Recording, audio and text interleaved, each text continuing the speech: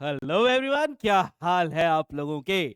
सो बेटा, I welcome you all to our auditing and ethics. याद रखना, अब अपने को क्या नहीं बोलना है, ऑडिटिंग एंड अश्योरेंस नहीं बोलना है। सब्जेक्ट हो चुका है हमारा मई 24 के लिए ऑडिटिंग एंड एथिक्स। तो क्या सर सब्जेक्ट में बदलाव है? जी हाँ, बहुत सारा बदलाव है। अपन इन सब चीजों को डिस्कस भी करेंगे। और आज जो हम क्लास स्टार्ट करने वाले हैं, वो स्टार्ट करने वाले हैं अपने चैप्टर नंबर 1 की। This is our chapter 1। जब भी मैं चैप्टर लिख रहा हूं ना, याद रखने की बात है कि ये चैप्टर कौन सा, एज पर आईसीएआई मॉड्यूल। तो क्या हम चैप्टर 1 2 3 ऐसे चलने वाले? जी नहीं, आपको प्लानर ऑलरेडी मिल चुका है। हम चैप्टर्स को कुछ अलग ऑर्डर में पढ़ने वाले हैं। आज जो हम अपना कोर्स स्टार्ट करने वाले हैं, वो स्टार्ट करेंगे chapter number 1 of ICAI module, जो है nature, objective and scope of audit. सा जो बच्चे पहले पढ़ रखे हैं उनको लगता है कि यार ये तो पिछली बार भी चैप्टर 1 था, क्या इसमें कोई बदलाव है? बेटा 80 to 85% ऑडिट बदल चुकी है। इस बात का बहुत ध्यान रखेंगे। 80 to 85 मतलब क्या कि सर कई सारे तो 2 चैप्टर उड़ चुके हैं साथ साथ। चैप्टर 5 जो पहले था फ्रॉड वाला, वो चैप्टर अब आपके कोर्स में नहीं है। और जो चैप्टर 10 था कंपनी ऑडिट, वो चैप्टर सिर्फ लॉ में डाल दिया गया, पूरा का पूरा ऑडिट में नहीं है। एक बड़ा चैप्टर हुआ करता था। तो ऑडिट में आपके चैप्टर 11 हैं। कितने हैं? 11। अब कई जगह आईसीआई ने क्या किया, और ये बहुत इंपॉर्टेंट चीज मैं आप लोगों को बता रहा हूं, बहुत ध्यान से रखना, कि आईसीआई ने टॉपिक का नाम सेम रखते हुए अंदर का कंटेंट बदल दिया है। जब अभी आप लोगों की बुक्स बनाई तो हमें भी, जब हमने एक एक वर्ड पढ़ा तो पता लगा ऑडिट 80 to 85% बदल चुकी है। प्लीज उस हिसाब से करेंगे। बेटा फास्ट ट्रैक बैच है। फास्ट ट्रैक बैच कौन ले रहा है? जिसने ऑलरेडी ऑडिट पढ़ रखी है, ठीक है, उसको अब एकदम से ये मई 24 के लिए नया सारा पढ़ना है। फास्ट ट्रैक बैच और रेगुलर बैच के कुछ एक डिफरेंसेस होंगे। ये डिफरेंसेस मैं तुम लोग को अभी बता रहा हूं। क्या क्या डिफरेंस होने वाले हैं ऑडिट के अंदर, फास्ट ट्रैक के अंदर। तो सबसे पहले तुम लोगों को फास्ट ट्रैक के अंदर क्या होगा? फास्ट ट्रैक के अंदर, जी हां, नोट्स जो होते हैं हमारे, हमेशा अपन पढ़ते हैं, नोट्स पूरे रहेंगे। मतलब पढ़ने का तरीका वही है, कोई भागा दौड़ी नहीं है। सबसे पहले अपन किसी भी टॉपिक को पढ़ेंगे वो नोट से, ताकि अपने को क्या हो जाए, नोट से अपने को पता लग जाए कीवर्ड्स। ठीक है, ये वो ही शब्द हैं जो अपने को क्या करना है, एग्जाम में सेंटेंस फॉर्म में लिखना है। आईसीआई क्या कहता है? आईसीआई बहुत सिंपल बात बोलता है, बेटा देखो, प्रैक्टिकली पॉसिबल नहीं है कि हर बच्चे को हर शब्द जो उन्होंने मॉड्यूल में लिख दिया वो याद रहे। ठीक है, ये प्रैक्टिकली पॉसिबल नहीं है। तो आईसीआई बोलता है कि भाई जो कीवर्ड है, जो इंपॉर्टेंट शब्द है, जो वो चाहता है कि आपके आंसर के अंदर रहे, वो आपको देना ही पड़ेगा। तो ये सारी की सारी चीजें, यानी याद करने वाली चीजें यहां पे है। We need to learn this, we need to learn this. मतलब क्या? नोट्स को सर याद करना है, सीधी बात है। तो सर क्या सिर्फ नोट्स नोट्स खेलने वाले हैं? जी नहीं, जी नहीं। हम इसके बाद करेंगे आईसीआई कंटेंट। आईसीआई कंटेंट का मतलब जो आईसीआई ने अपनी मॉड्यूल में दिया हुआ है वो पढ़ेंगे। सर वो क्यों पढ़ेंगे? क्योंकि सर ये कंटेंट अगर नहीं पढ़ा ना, तो हमारे 1 मार्क्स के एमसीक्यू एंड 2 मार्क्स के करेक्ट इनकरेक्ट जो है ना, वो अटेम्प्ट ही नहीं कर पाएंगे। आंसर यस नो छोड़ो, हम अटेम्प्ट भी नहीं कर पाएंगे, हमें समझ ही नहीं आएगा कि क्या चलने वाला है। तो ये आईसीआई कंटेंट भी पूरा होगा। तो सर यही तो आप रेगुलर में करते नहीं। बेटा रेगुलर में क्या होता है, रेगुलर में मैं आपके लाइव चैट्स भी पढ़ता हूं, और उसमें तो मेरी खासियत है ना लाइव चैट पढ़ने वाला। तो जी हाँ, रेगुलर में हमारा लाइव इंटरेक्शन होता है। फास्ट ट्रैक एक बहुत फोकस्ड ग्रुप होता है। मतलब क्या कि सर हमें सिर्फ पढ़ाई से मतलब है, इधर उधर की बातें नहीं। जो डाउट होंगे, हाँ वो लाइव नहीं होंगे, लेकिन आप लोग को पता है हमारे डाउट सॉल्विंग सेशन है, मैराथन सेशन है, प्लस डाउट इंजन है। वहां पे आपका रेगुलरली ये डाउट्स वगैरह सॉल्व होते जाएंगे। तो कहीं दिक्कत नहीं है। डिफरेंस बस ये है, यहां पे एक चीज का ध्यान रखना बेटा, एक चीज का ध्यान क्या रखना, क्योंकि फास्ट ट्रैक है, फोकस्ड है, कौन सी चीज नहीं होगी जो रेगुलर में होती है। बस ये इतना सा डिफरेंस है, मतलब ये तुमको करनी है। ठीक है, और इसमें नहीं आया तो तुमको हमसे पूछना है, जिसका तुमको जवाब मिलेगा। वो क्या है? वो है क्वेश्चन आंसर्स, जो आईसीआई के बैक में होते हैं, लेकिन उसके लिए हमने क्या कर दिया, बुक के अंदर जो हमारी पीडब्ल्यू की बुक है उसमें क्वेश्चन आंसर्स आपको ऑलरेडी दे चुके हैं, तो आप वो करोगे। अगर वो नहीं आए तो आप मेरे से डाउट इंजन में पूछोगे। रेगुलर के अंदर यही चीजें बस मैं क्लास में भी साफ साफ करा देता हूं, यही तो डिफरेंस है ना। आज हमारा fast track around 40 to 60 hours के बीच में होगा, लेकिन वही लाइव 120 130 आवर्स में जाता है।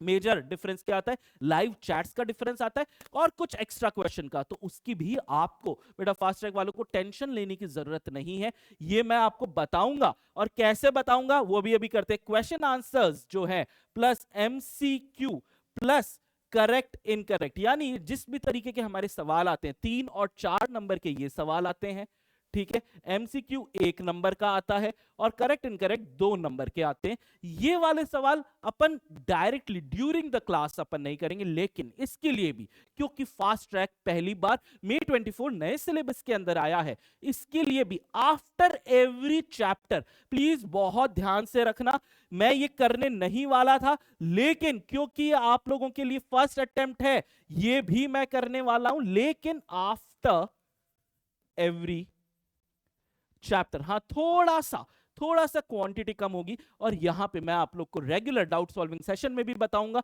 जो भी आपके डाउट होंगे। डाउट इंजन तो है ही। डिफरेंस समझ में आया कि सर कंटेंट वाइज कहीं कुछ कम नहीं है, कंटेंट पूरा का पूरा। इनफैक्ट मैं आपको बता रहा हूं स्लाइड्स भी ये है, तो आप लोग को मन में 1% भी डाउट नहीं आएगा। पूरे नोट्स, पूरा आईसीआई कंटेंट आपका कवर होगा, मतलब इसको देख के जी हां तुम एग्जाम दे सकते हो। रेगुलर में मैं होमवर्क नहीं देता, तुम्हारे लिए होमवर्क है बेटा। तुम्हारे लिए होमवर्क क्या है कि आईसीआई के जो बैक क्वेश्चंस हैं वो तुमको खुद को करना है, जो आईसीआई के इलस्ट्रेशंस हैं वो तुमको खुद को करना है, और वो करना है, वो करोगे, उसमें से क्वेश्चंस आते हैं और वो हम बीच बीच में यहां पे भी डिस्कस करेंगे। जैसा तुम्हें बताया, सिर्फ तुम्हारे लिए फास्ट ट्रैक बैच में भी सिर्फ तुम्हारे लिए मैंने आफ्टर वाइज कर दिया, ड्यूरिंग द टॉपिक नहीं, आफ्टर एवरी चैप्टर। जैसे चैप्टर खत्म होगा हम इसको लेने वाले हैं। क्लियर है? बहुत ध्यान से, पक्की बात, एकदम साथ में पढ़ेंगे, शानदार है, मजा आएगा ऑडिटिंग। लेकिन सर आपने इतनी बातें बता दी, मैं तो एक नया बच्चा हूं। मैं नया बच्चा कैसे? सर मैंने पहले सिर्फ ग्रुप 1 दिया था, मैं ग्रुप 1 पास हो गया, ठीक है, तुम्हारे एग्जाम रिजल्ट के बाद अपन आज मिल रहे हैं, तो मैं ग्रुप 1 पास हो गया सर, अभी तक मैंने पहले कभी पढ़ा ही नहीं था, अब मेरे को ग्रुप 2 करना है, लेकिन सर फास्ट ट्रैक पे करना है। ठीक है बेटा, कोई दिक्कत नहीं है, आपको पूरी की पूरी ऑडिटिंग वैसे के वैसे समझ में आने वाली है। मेरे साथ कुछ चीजें, जो बच्चे नए हैं, जो आज पहली बार मुझसे मिल रहे हैं, तुम लोगों को कुछ चीजें तुमसे रिक्वायर्ड है। What is required from the students, ठीक है, ये मैं लिख रहा हूं, व्हाट इज रिक्वायर्ड।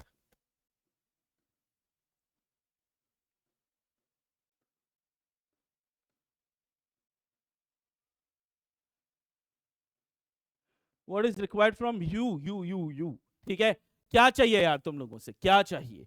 सबसे पहली चीज तुमसे चाहिए कि स्पीक,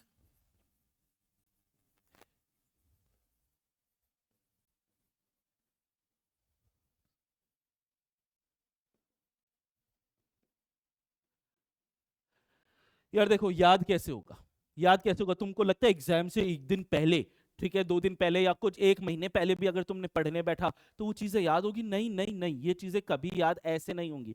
तुमको अपने रेगुलर बोलचाल की भाषा में इन शब्दों को लाना पड़ेगा, तभी ये एग्जाम पे रिकलेक्ट कर पाओगे, लिख पाओगे। नहीं तो एग्जाम में कई बार हुआ होगा ना तुम्हारे साथ भी, यार वो शब्द क्या था याद नहीं आ रहा, और उसमें ही हमारे है ना टेंशन हो जाती है कि बिल्कुल एकदम जबान पे, बस वो याद नहीं आ रहा। क्यों? क्योंकि हमारी रेगुलर बोलचाल की भाषा में वो शब्द हम प्रयोग में नहीं ला रहे हैं, इसीलिए। तो सुनो, यू नीड टू स्पीक। अभी जी हाँ, कंप्यूटर के आगे बैठे हो, मोबाइल के आगे बैठे हुए हो ना, जब मैं याद करा रहा हूं, पहले तो मैं सबसे पहले मैं तुम लोग को टॉपिक समझाऊंगा, ताकि हमारे दिमाग में क्लैरिटी आ जाए कि कहना क्या चाहता है ये होने के बाद जब हम रिपीट कर रहे हैं शब्दों को, जब हम आईसीआई में भी मार्किंग कर रहे हैं, जी आईसीआई खोल के रखो अपने सामने, या पीडब्ल्यू की अगर आपके पास बुक है तो वो खोल के रखो, one and the same thing. आपको हर क्लास के बाद नोट्स मिल ही जाएंगे, मतलब आपको ये नोट्स का कंटेंट पीडीएफ में मिल जाएगा, आईसीआई का कंटेंट भी पीडीएफ में मिल जाएगा, और आपके पास अगर बुक है तो बुक में मार्क करो, आईसीआई की या पीडब्ल्यू की, किसी की भी अपनी जो बुक है उसमें मार्किंग चाहिए। तो सुनो, कलरफुल पेन मेरे को चाहिए अभी क्लास में, जल्दी से पॉज कर लो अगर नहीं है कलरफुल वो आते हैं ना हाइलाइटर्स, ठीक है, क्योंकि हम की शब्दों को आईसीआई कंटेंट में मार्क करने वाले हैं। ये जरूरी है क्योंकि इन शब्दों को हम जल्दी जल्दी एग्जाम के टाइम पे रिवीजन में करेंगे और यहीं से आपके मेजर नंबर, यहीं से मेजर क्या 99% नंबर यहीं से आने वाले हैं। क्लियर है? एक तो ये करो। दूसरी चीज क्या चाहिए, थोड़ा सा पैसा खर्च करवाऊंगा, ठीक है, वो आता है बेटा स्टिकी नोट्स, पोस्ट इट करके आता है, वो अलग अलग साइज के आते हैं। तुम बड़ी वाले साइज का, जो इतने बड़ी वाला साइज का आता है ना पोस्ट इट, मेरे पास यहाँ पे अभी नहीं है, ये पोस्ट इट भी एक बंडल खरीद के रख लो बड़ी वाली साइज का, छोटे वोटो में कोई मतलब नहीं है, ठीक है, पैसे खराब मत करना, सिर्फ बड़ी साइज, वो इतनी बड़ी साइज का शायद कुछ आता है ऐसे रेक्टेंगल टाइप का, वो लेके आ जाओ, वो लेके आओ और साथ में एक स्टेपलर रखो, क्योंकि कई बार हमने देखा है वो पोस्ट इट का जो पीछे का गम है ना, वो थोड़े टाइम बाद चला जाता है, फिर वो फर्रे इधर उधर उड़ते रहते हैं। तो सुनो, जैसे पोस्ट इट चिपकाओगे वहां पे एक स्टेपल भी हम करेंगे, क्योंकि एग्जाम में ये चीजें हैं जो मैं आपको क्लास में समझा रहा हूं, आज समझ में आ रही है, तब तक शायद रिकलेक्ट ना कर पाओ। तो ये चीजें तुम्हें चाहिए। तो हाइलाइटर चाहिए जिससे हम क्या करने वाले, कंटेंट को आईसीआई में भी मार्क करने वाले हैं, आईसीआई भी तो पढ़ने वाले हैं। दूसरा चीज क्या करने वाले हैं कि जो भी एक्स्ट्रा ज्ञान है, एक्स्ट्रा इंफॉर्मेशन है, या उस चीज को एक बार में भी तुमको वो चीज समझ में नहीं आई, उसको लिखो। जितना ज्यादा लिखोगे, साथ साथ में मैं बोल रहा हूं, ठीक है सर हमारा है ना, हमारे पास सॉफ्टवेयर है, वो है ना नोट बना देता है। अरे सॉफ्टवेयर थोड़ी एग्जाम में देने वाला है, सॉफ्टवेयर थोड़ी लिखेगा, तुमको अपने हाथ से वो चीजें लिखनी है। फास्ट ट्रैक का रिकॉर्डिंग में सबसे ज्यादा फायदा यही है, एक टॉपिक पढ़ा, उसके वर्ड्स को अपने आप हाथ से बनाओ, अपने आप हाथ से बनाओ, और उससे क्या समझा, मैंने कोई एग्जाम्पल दिया जो तुम्हें समझ में आया, या कोई भी चीज तुमने समझी, उस टॉपिक को पूरा अपने शब्दों में, इंग्लिश में प्रेफरेबली, ठीक है, अपने शब्दों में लिखो, और ये होगी तुम्हारी परफेक्ट तैयारी। तो स्पीक, जब मैं याद करा रहा हूं, जब मैं आईसीआई में कंटेंट मार्क करा रहा हूं, उसको बोलो, बोलोगे नहीं तो नहीं होगा, ठीक है। Highlight,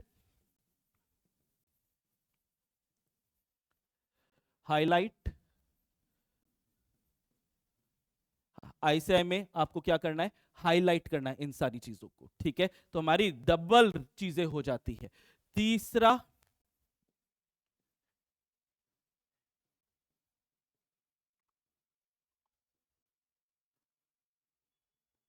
make notes of the topic, लेकिन ये अभी own language.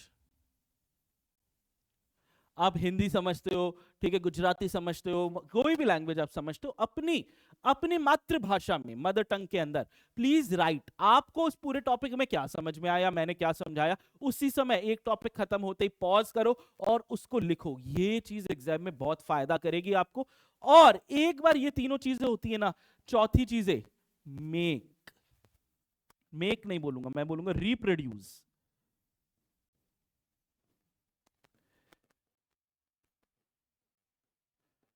After every topic reproduce, हाथ से आपको नोट्स बनाने हैं। और यहां पे मैं चाहूंगा यार कि आपको बाद में एक्स्ट्रा मेहनत नहीं करनी पड़े। अगर तुमने इतनी चीजें कर ली ना, ऑडिटिंग एंड एथिक्स तुमको डिस्टर्ब नहीं करेगी, एग्जाम में चीजें याद होती जाएगी। ये सारा reproduce these notes own hand writing,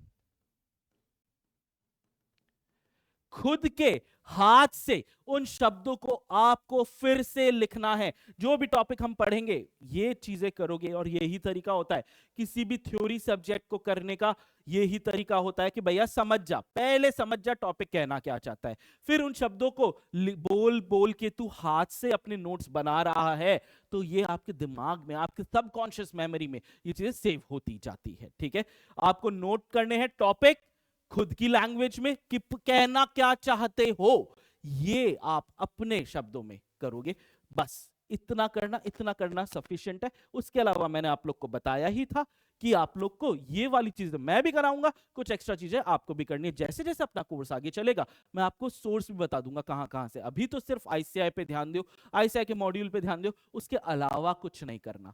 आगे का करने के लिए भी समय आएगा, वो भी आईसीआई उन सारी चीजों को सजेस्टेड आरटीपी एमटीपी सब देता है, हम वो सारी चीजें बाद में करने वाले हैं। ये कर लोगे, ऑडिटिंग में लाओगे शानदार शानदार नंबर। तो अब सर हम चैप्टर नंबर 1 आज स्टार्ट करने वाले हैं। वेलकम वेलकम वेलकम, हम करने वाले हैं चैप्टर 1। पहले चैप्टर के औकात चेक कर लेते हैं। औकात चेक करना मतलब सर कितने टॉपिक हैं, ये बहुत इंपॉर्टेंट होता है कि आपके दिमाग में एक माइंड मैप हो कि अच्छा इस चैप्टर में ये है, कितना हो गया कितना नहीं। तो इंट्रोडक्शन, ओरिजिन, ये ओरिजिन न्यू टॉपिक है।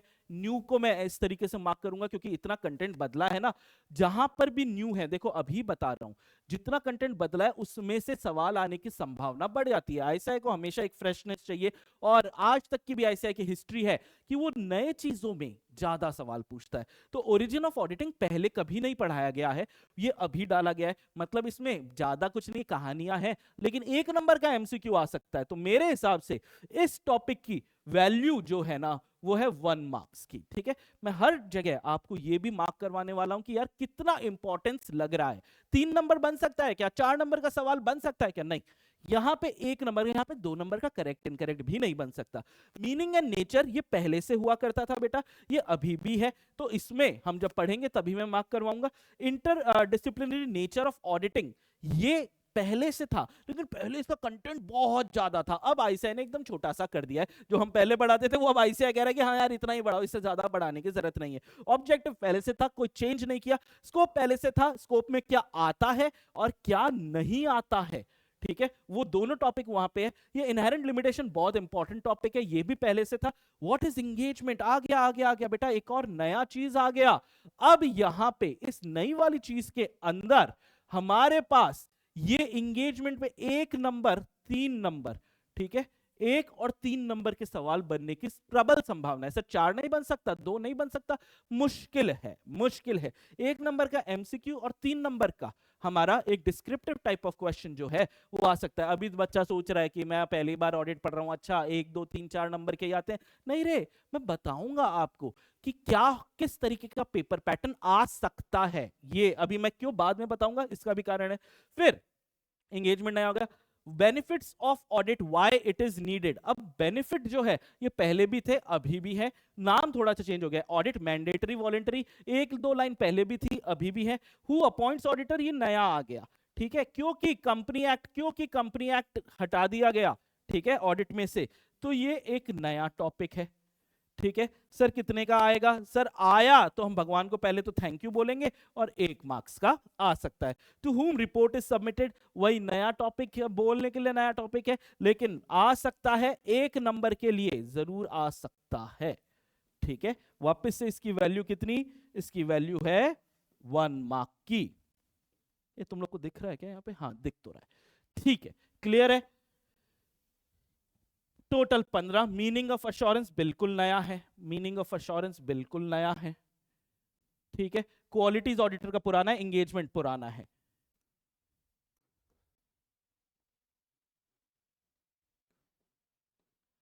ठीक है, 2 और 3 मार्क्स। इस तरीके से अपन हर टॉपिक के कि टोटल कितने टॉपिक है उसकी कितनी वैल्यू है। आज की क्लास में मैं कहां तक कराने की कोशिश करूंगा? मैं एंगेजमेंट तक कराने की कोशिश करूंगा, ठीक है। ये सब होगा, ये सब होगा, ये सब होगा, होगा यहां तक, ठीक है। मेरी कोशिश रहेगी कि मैं यहां तक आप लोग को आज की क्लास में लेके जाऊं, देखते हैं कितना होता है, नहीं तो नेक्स्ट क्लास में अपन करने ही वाले हैं। क्लियर? सारी चीज समझ में आई? अब सुनो, पढ़ने से पहले कि भाई पेपर पैटर्न क्या है,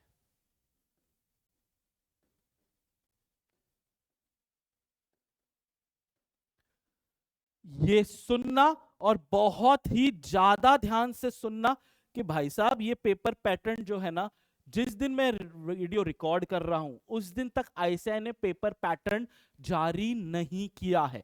जारी नहीं किया है मतलब आईसीआई थ्योरी सब्जेक्ट में ऑडिटिंग और के अंदर उम्मीद कर रहे हैं कि जो पिछले टाइम से, इतने टाइम से जो हमारे पेपर पैटर्न चले आ रहे हैं वो ही चलेगा। ऐसा क्यों? देखो तुम्हारे प्रैक्टिकल सब्जेक्ट्स में पेपर पैटर्न बदला गया, जो अपने थ्योरी वाला पेपर पैटर्न था वो प्रैक्टिकल में भी डाला गया। क्या था कि सर 30 मार्क्स के आपके एमसीक्यूज आते हैं, 30 मार्क्स के। पहले ऑडिट में हमेशा से आ रहे हैं बेटा, लेकिन प्रैक्टिकल में नहीं आते थे, अब प्रैक्टिकल में भी आपके 30 मार्क्स से मल्टीपल चॉइस क्वेश्चन आएंगे।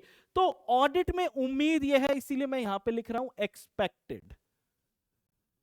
ये फिर मैं आपको बता रहा हूं, जिस दिन आज मैं रिकॉर्ड कर रहा हूं उस दिन आईसीआई ने कोई नया पेपर पैटर्न जारी नहीं किया है, इसीलिए ये एक्सपेक्टेड है। ठीक है, अगर कोई चेंज होगा तो आगे वाले लेक्चर्स में मैं उस चीज को अपडेट करा दूंगा। प्लीज इस बात का थोड़ा ध्यान आप लोग रखना। एक्सपेक्टेड पेपर पैटर्न जो कि ओल्ड पैटर्न है, जो कि ओल्ड पैटर्न है,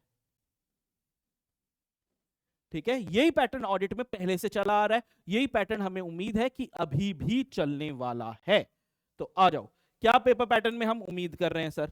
हम उम्मीद यही कर रहे हैं कि सुनो भाई, 2 पार्ट में आपका क्वेश्चन पेपर आएगा, पार्ट 1 एंड पार्ट 2।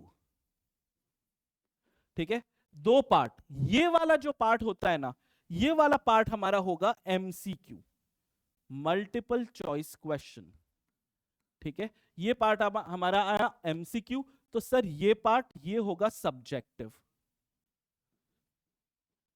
आप सब्जेक्टिव बोलो, डिस्क्रिप्टिव बोलो, कुछ भी बोल सकते हो। 2 पार्ट में आपके ये पेपर आएगा। एमसीक्यू वाला जो है ये आपको किस पे सॉल्व करना है? ये आपको सॉल्व करना है ओएमआर शीट पर। किस पे?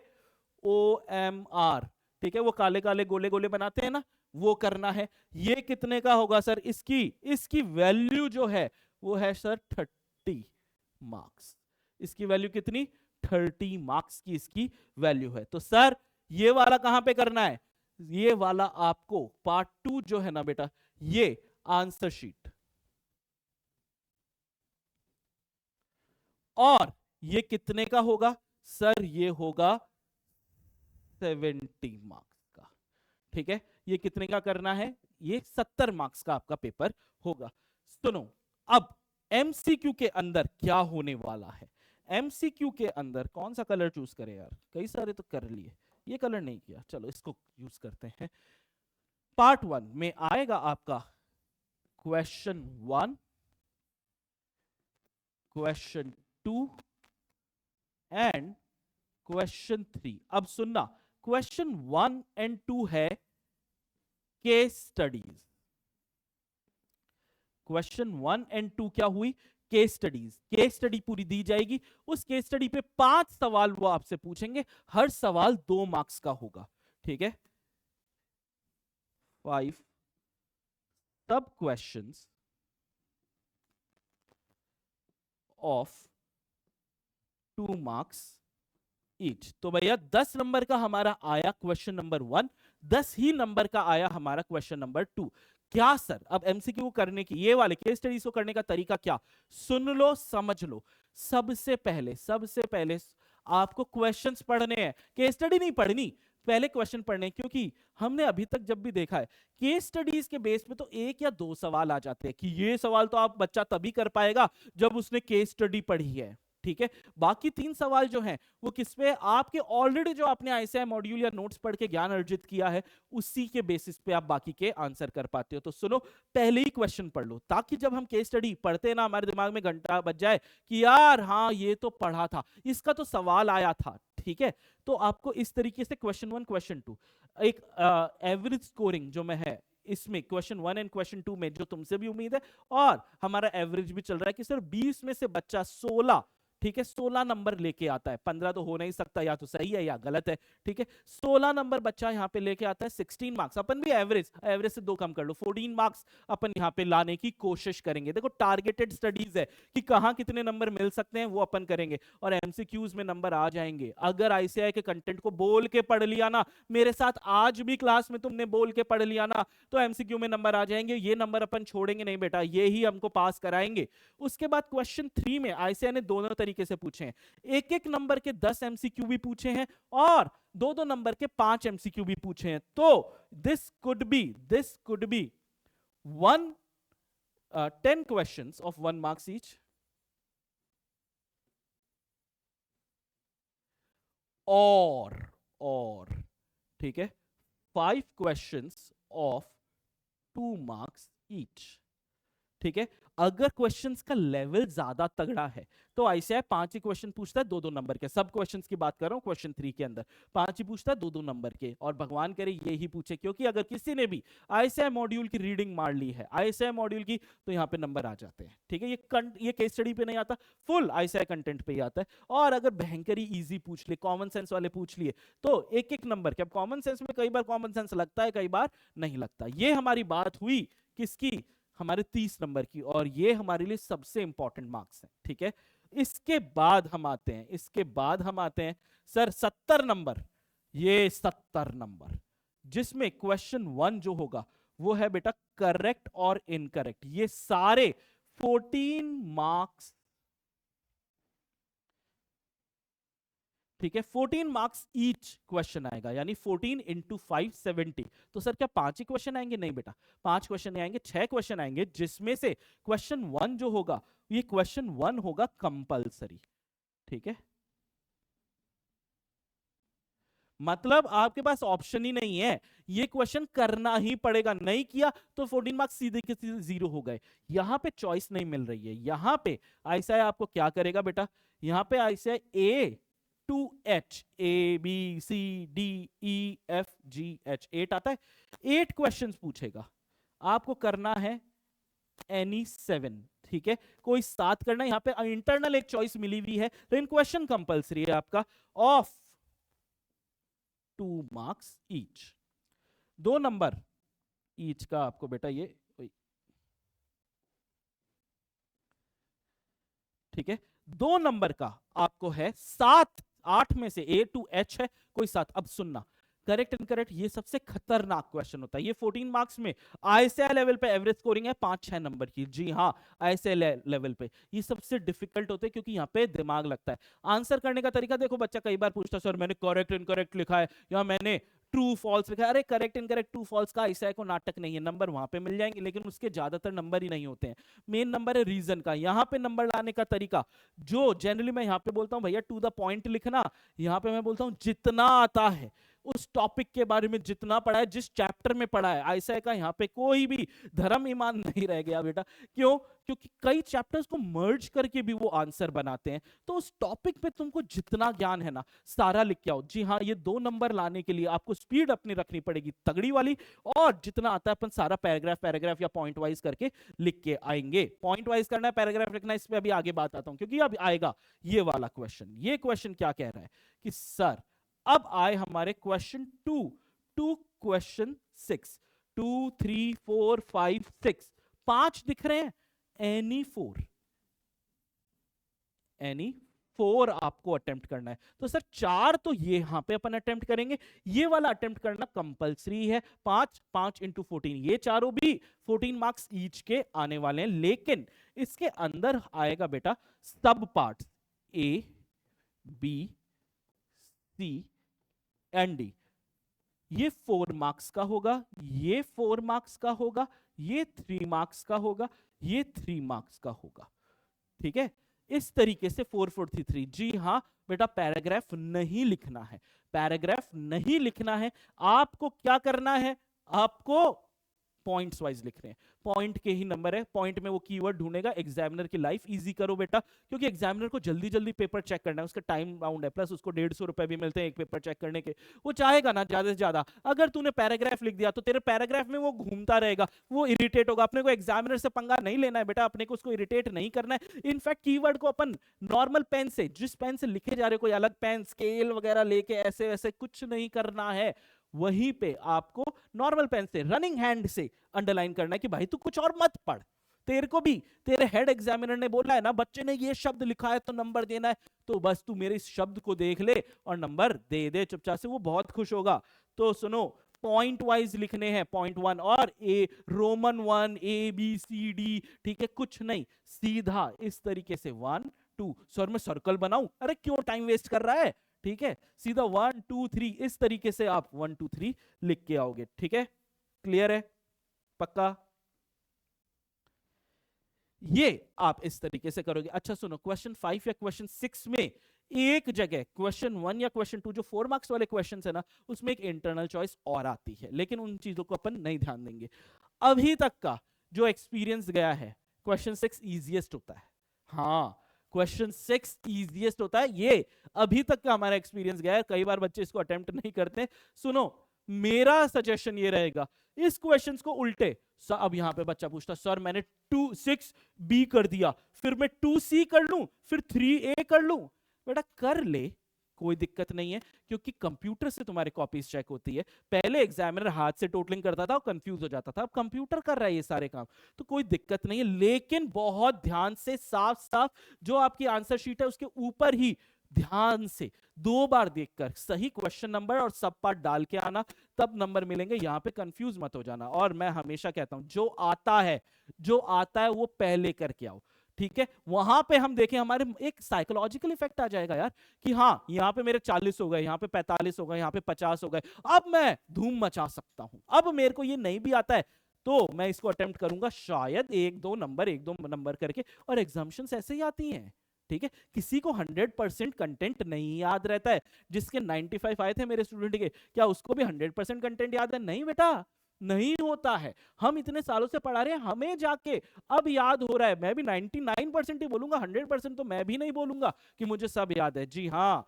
इसीलिए तुम भी एकदम ऐसा कि सारा याद होना चाहिए, नहीं नहीं नहीं नहीं होगा। लेकिन मल्टीपल टाइम्स उसको बोलोगे तो चांसेस है कि वो कीवर्ड लिख दोगे, और कीवर्ड लिख दिया तो उसको झक मार के एग्जामिनर को नंबर देने पड़ेंगे। इस तरीके से तो चाहे बोल लो ये एक थ्योरी सब्जेक्ट है, मेरे को लगता है ऑडिटिंग से ज्यादा प्रैक्टिकल कोई सब्जेक्ट नहीं है। हम जब भी पढ़ेंगे हमारे back of the mind, her topic में हमारे बैक ऑफ द माइंड क्या चलेगा, क्या ये कितने नंबर का ये सवाल बन सकता है, कैसे सवाल बन सकता है। ठीक है, करें स्टार्ट। आ जाओ। सबसे पहले इंट्रोडक्शन आईसीएआई ने दे रखा है। क्या सर इतना बड़ा सारा एक समीर का एग्जाम्पल दे रखा है। हर चैप्टर में आईसीएआई ने एक फिक्शनल कैरेक्टर बना दिया, समीर हवा का झोंका, और उस फिक्शनल कैरेक्टर के बारे में उसने पूरी कहानी गढ़ी है। मेरे को बहुत अच्छी चीज लगी। लेकिन फास्ट ट्रैक बैच है, अपन फोकस्ड रहेंगे। मैं वैसे भी वो चीजें आपको साथ साथ में बता ही दूंगा। लेकिन आईसीएआई ने कैसे किया है, उनकी मॉड्यूल्स को कैसे किया है। हर चैप्टर से पहले समीर जो एक आर्टिकल असिस्टेंट है, ठीक है, उसको क्या दिक्कतें आती है, और उन दिक्कतों पे ये चैप्टर बेस कर दिया गया है। हमारे पास अगर उतना समय नहीं है तो हर चीज का एक भी जगह मैंने ऐसी नहीं छोड़ी जिसके ऐसे नोट्स तुम्हारे पास नहीं है। क्लियर करें। ऑडिटिंग एंड एथिक्स सबसे पहले। अब देखो, अब एक बार थोड़ी बातचीत कर लेते हैं। उन बच्चों से बातचीत हम कर रहे हैं जिन्होंने ऑडिट आज तक पढ़ी नहीं। पढ़ी क्या सर, कभी सुना ही नहीं। सुना भी था तो समझ में नहीं आया। आज तुम बच्चे अकाउंट्स पढ़ के आए हुए हो, ठीक है, 11वीं में अकाउंट्स पढ़ी है, 12वीं में पढ़ी है। कोई साइंस वाला बच्चा है तो फाउंडेशन अकाउंट्स पढ़ी है, और अकाउंट्स तुम्हारी फेवरेट है, अकाउंट्स पढ़ के आया हुआ है। बच्चा मैथ्स वगैरह भी शायद पढ़ा है, लेकिन फाउंडेशन में तो किया ही है। ठीक है सर, मैं डायरेक्ट एंट्री वाला हूं, लेकिन ठीक है यार, बीकॉम में तो कहीं ना कहीं पढ़ी है आपने, थोड़ी बहुत तो पढ़ी है। लॉ तुम फाउंडेशन में करके आए हो, ठीक है। कई सारे सब्जेक्ट है जो तुम्हारे पहले से चलते जा रहे हैं, लेकिन ये सब्जेक्ट ऑडिटिंग एंड एथिक्स तुम पहले नहीं पढ़ के आए हुए। ये तुम्हारे लिए एकदम नया सब्जेक्ट है। 100 नंबर का सब्जेक्ट इंटर में है, 100 नंबर का सब्जेक्ट फाइनल में है। दोनों जगह 100-100 नंबर का। और सुनो, एक चार्टर्ड अकाउंटेंट के लिए इससे इंपॉर्टेंट कोई सब्जेक्ट नहीं है, क्योंकि ऑडिटिंग एक चार्टर्ड अकाउंटेंट की मोनोपोली वाला काम है। मतलब ये ही एक वो काम है जो तुम्हारे अलावा कोई नहीं कर सकता। Nobody nobody nobody. ठीक है, अकाउंटिंग एक बीकॉम एमकॉम वाला कर लेगा, सीएस कर लेगा, सीएमए कर लेगा, रूल्स तो वही है। और अकाउंटिंग एज अ प्रोफेशन पे आईसीएआई या किसी भी रेगुलेटरी बॉडी ने कोई मोनोपोली नहीं की कि हम ही करेंगे। ठीक है, टैक्स भैया आजकल तो खुद फाइल कर सकते हैं हम टैक्सेस, सॉफ्टवेयर आ गए हैं, कई सारे ऑनलाइन चीजें चल रही है कि सर आप तो पैन नंबर दे दो, ठीक है, बाकी हम सारा डेटा खींच लेंगे। इतना डिजिटाइजेशन हो रखा है। लेकिन ऑडिटिंग एक ऐसा सब्जेक्ट है जो तुम्हारे अलावा कोई और नहीं कर सकता। मतलब चार्टर्ड अकाउंटेंट तुम्हारा सिग्नेचर, तुम्हारा membership number, unique document identification number, firm registration number, ये सारा रहेगा, तब वो ऑडिट मानी जाएगी। और कंपनीज के लिए तो कंपलसरी है, कई सारी जनों के लिए कंपलसरी है। ये सब भी चीजें हम पढ़ेंगे। मतलब सुनो, ये तुम्हारी रोजी रोटी है, ये तुम्हारा ब्रेड एंड बटर है, इससे कभी कॉम्प्रोमाइज नहीं करोगे। और जितने सब्जेक्ट तुम पढ़ रहे हो ना, चाहे इंटर में, चाहे फाउंडेशन में, चाहे फाइनल में, हर सब्जेक्ट का नाता इस सब्जेक्ट से। सो ऑडिटिंग, तुम अपने प्रोफेशनल लाइफ में ऑडिटर बनो नहीं बनो, हो सकता है किसी कंपनी में तुम जॉब करो, लेकिन कहीं ना कहीं तुम्हारे ये सब्जेक्ट हमेशा काम आएगा। तुम्हें एक सोच डेवलप करनी है। अब सोच कैसे डेवलप करनी है, यहां सब में मैं आऊंगा बेटा। पहले सोच डेवलप करते हैं, क्या है सब्जेक्ट, कैसा है, समझो।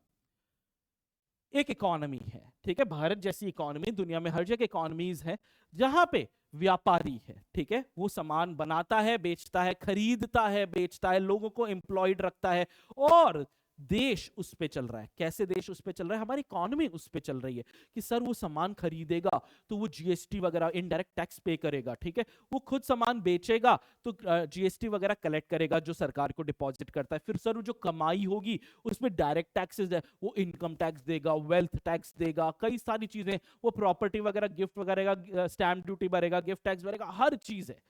अब इतनी जगह है जहां पे हमारे और आपसे ये अर्थव्यवस्था चल रही है।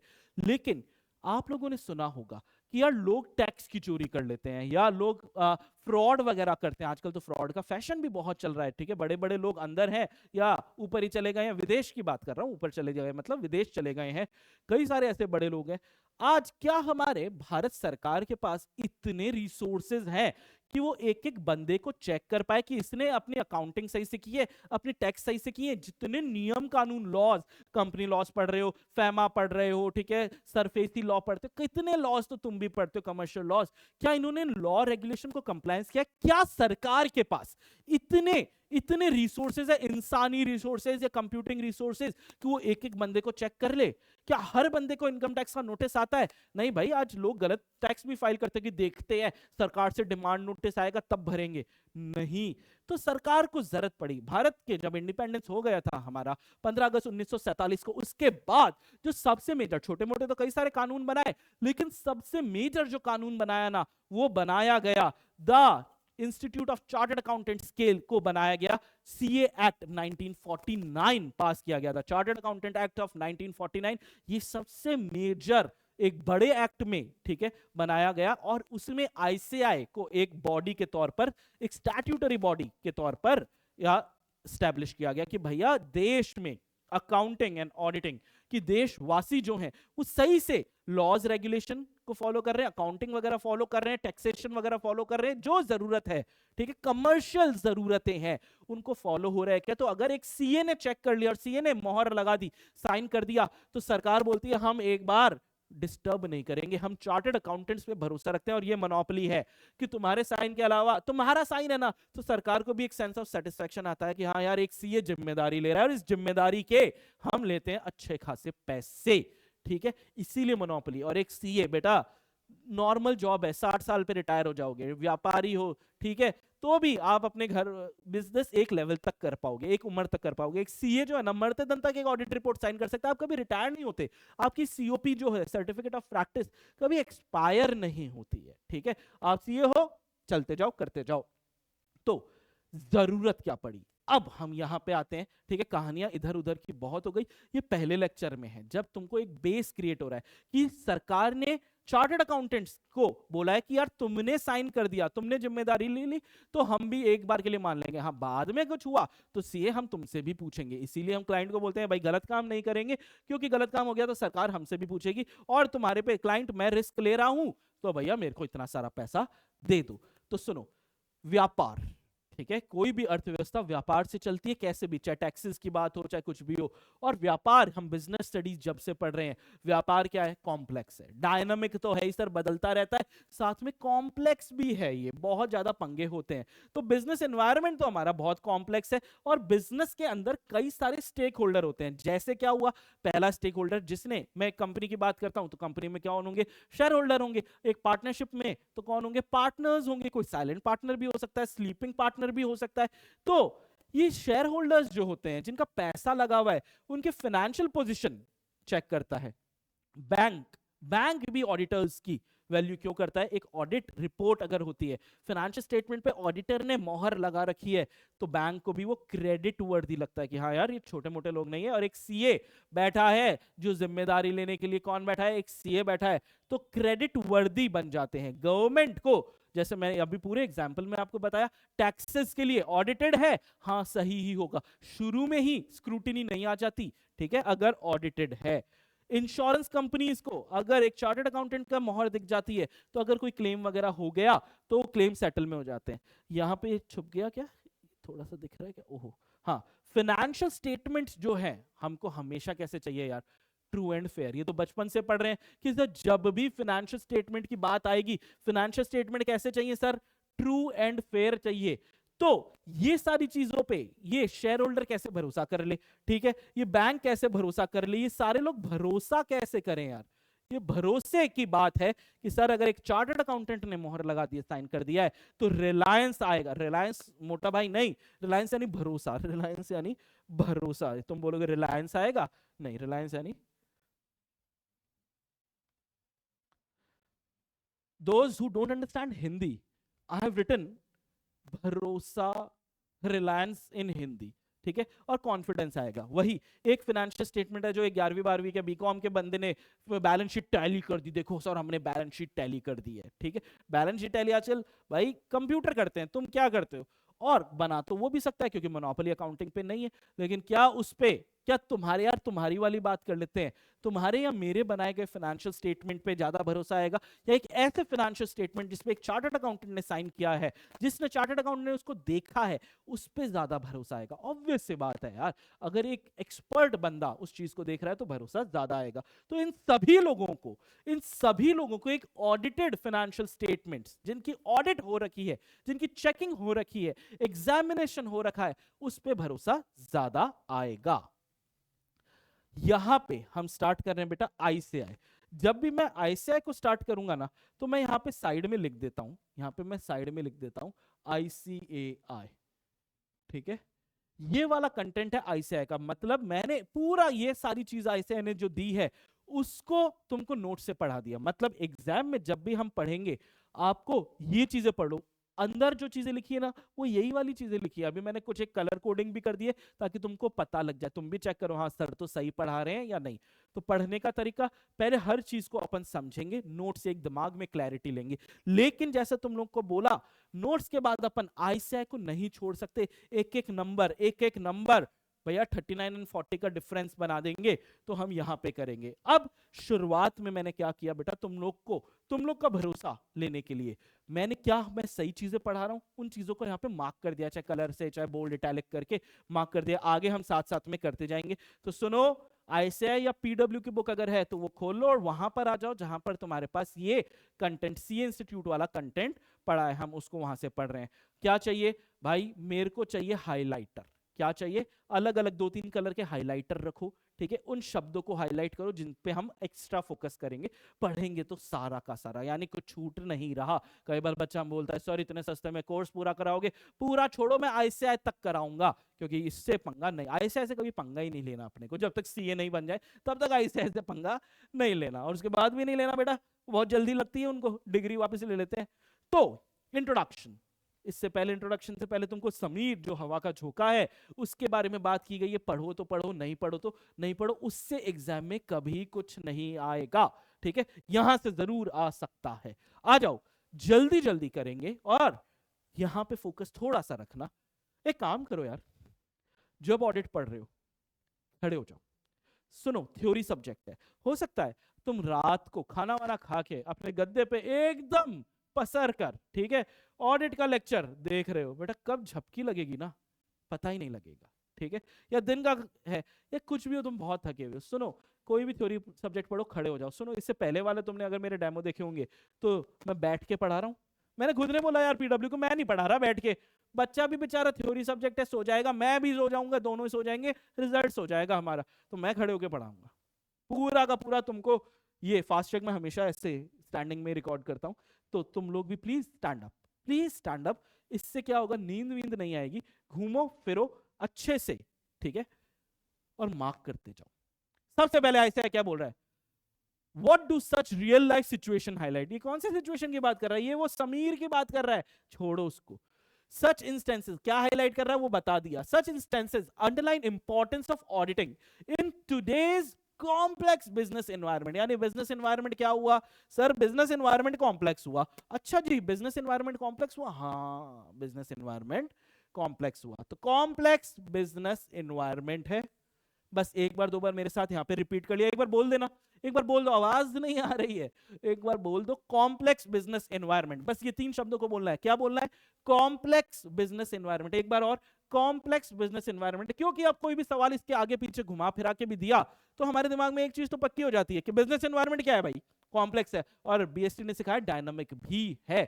लेकिन अगर एग्जाम में दोनों ऑप्शन आ गए कॉम्प्लेक्स और डायनामिक वाले, तो हम कॉम्प्लेक्स पे करेंगे, क्योंकि हमारा ऐसे है अभी यहाँ पे इस सब्जेक्ट के अंदर किस शब्द पे फोकस कर रहा है, वो शब्दों पे फोकस कर रहा है कॉम्प्लेक्स, कॉम्प्लेक्स बिजनेस एनवायरनमेंट। क्या सर हर जगह इतना फोकस करोगे? नहीं रे, पहला लेक्चर है, तुम मुझे आज जज कर रहे हो, तुम मेरी ऑडिट कर रहे हो कि यार इससे पढ़े क्या, इससे समझ में आ रहा है क्या।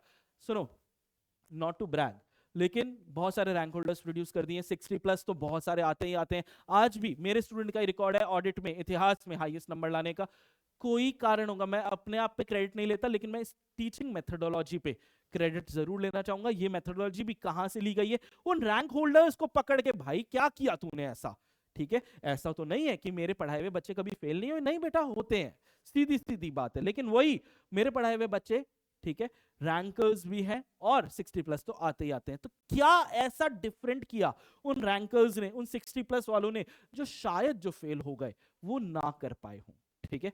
उन्होंने क्या किया कि सर वो बार बार बोल रहे हैं, और इसीलिए मैं तुमसे भी सुनो, अपनी खुद की स्ट्रैटेजी बना सकते हो।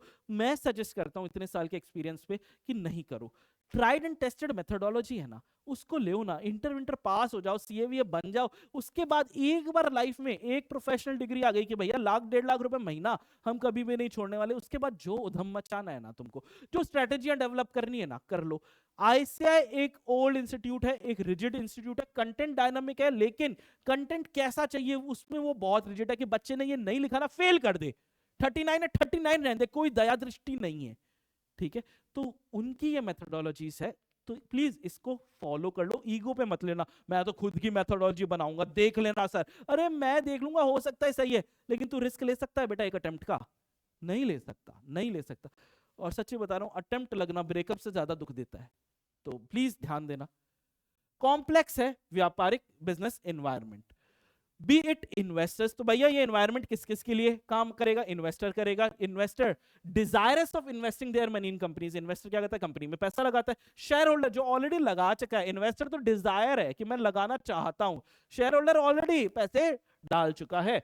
Share holder anxious to know the financial position of the companies that they have invested in. Banks और फाइनेंशियल इंस्टीट्यूशन जिनको भी डर लगता रहता है यार इसको लोन देना या नहीं देना, कहीं विदेश चले गए तो, ठीक है, willing to lend funds to creditworthy organisation. Government बेचारा टैक्स करता रहता है कि यार हमारे टैक्स के पैसे चुपचाप से दे दिया करो हमारे देश के। अभी जिस दिन रिकॉर्ड कर रहा हूं उसके अभी कल ही परसों ही देखा था कि लास्ट मंथ 1,68,000 करोड़ का जीएसटी कलेक्शन हुआ है एक महीने में। ये पहले पूरे साल का कलेक्शन हुआ करता था, जो एक महीने का जीएसटी कलेक्शन हुआ है सरकार को 1,68,000 करोड़, विच इज अमेजिंग। यही पैसा लगता है हमारे इंफ्रास्ट्रक्चर में, ठीक है, बाकी जगह भी, और ये पैसा होता है कि लोग लेके भाग भी जाते हैं।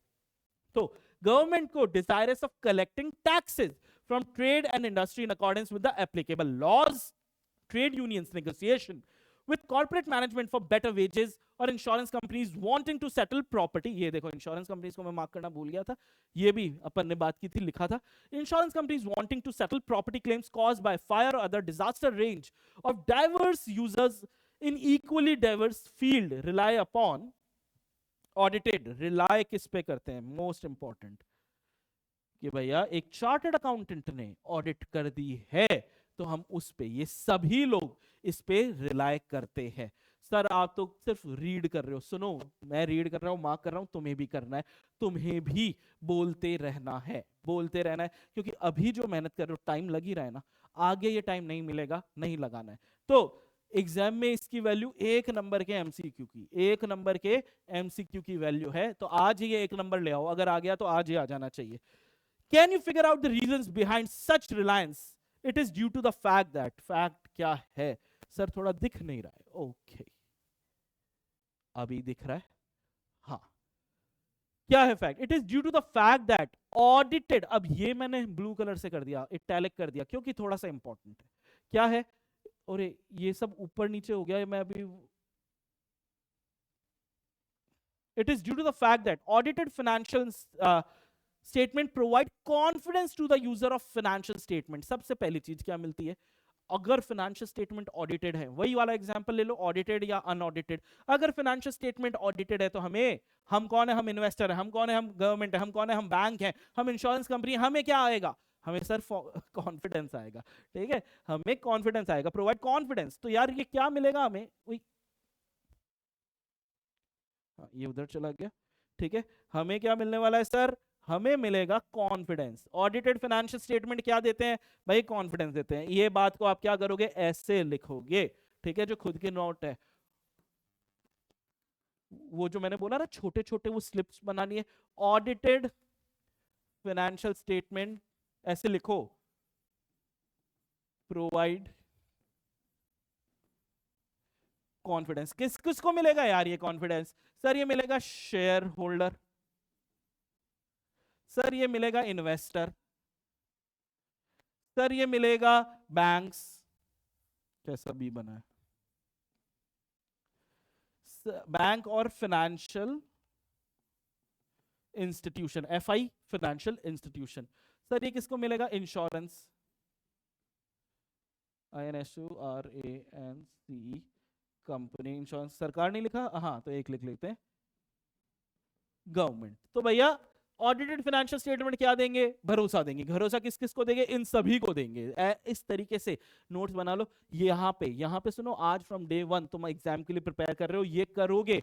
ये शायद मैं फास्ट ट्रैक है, फिर बता रहा हूं, हर बार नहीं कर पाऊंगा, लेकिन मैं तुम्हें तरीका, शुरुआत में मैं तुम्हें तरीका बताऊंगा किस तरीके से पढ़ना है। ये पढ़ना जरूरी है, ऐसे ही पढ़ना जरूरी है। तो ठीक है यार, कॉन्फिडेंस मिल जाएगा to the user of financial statement. Audited financial statement provide assurance. अच्छा सर, से कॉन्फिडेंस से काम नहीं चलेगा, अश्योरेंस भी मिलने वाला है, एक आश्वासन, अश्योरेंस। पहले सब्जेक्ट का नाम भी क्या था? Auditing and assurance. अब ऑडिटिंग एंड एथिक्स आ गया, तो सर सिर्फ कॉन्फिडेंस नहीं है, सिर्फ कॉन्फिडेंस नहीं है। कॉन्फिडेंस के साथ क्या क्या आया? कॉन्फिडेंस के साथ आया, ठीक है, क्या प्रोवाइड करेगा? कॉन्फिडेंस प्रोवाइड करेगा, अश्योरेंस। सर ये क्या किया, हमारे पास तो ये ऑप्शन नहीं है। हाँ, हाँ। तो इस तरीके से नोट्स बनाए जाते हैं बेटा, ठीक है। आज हम भी जो नोट्स बनाते हैं वो इसी तरीके से बनाते हैं तुम्हारे लिए।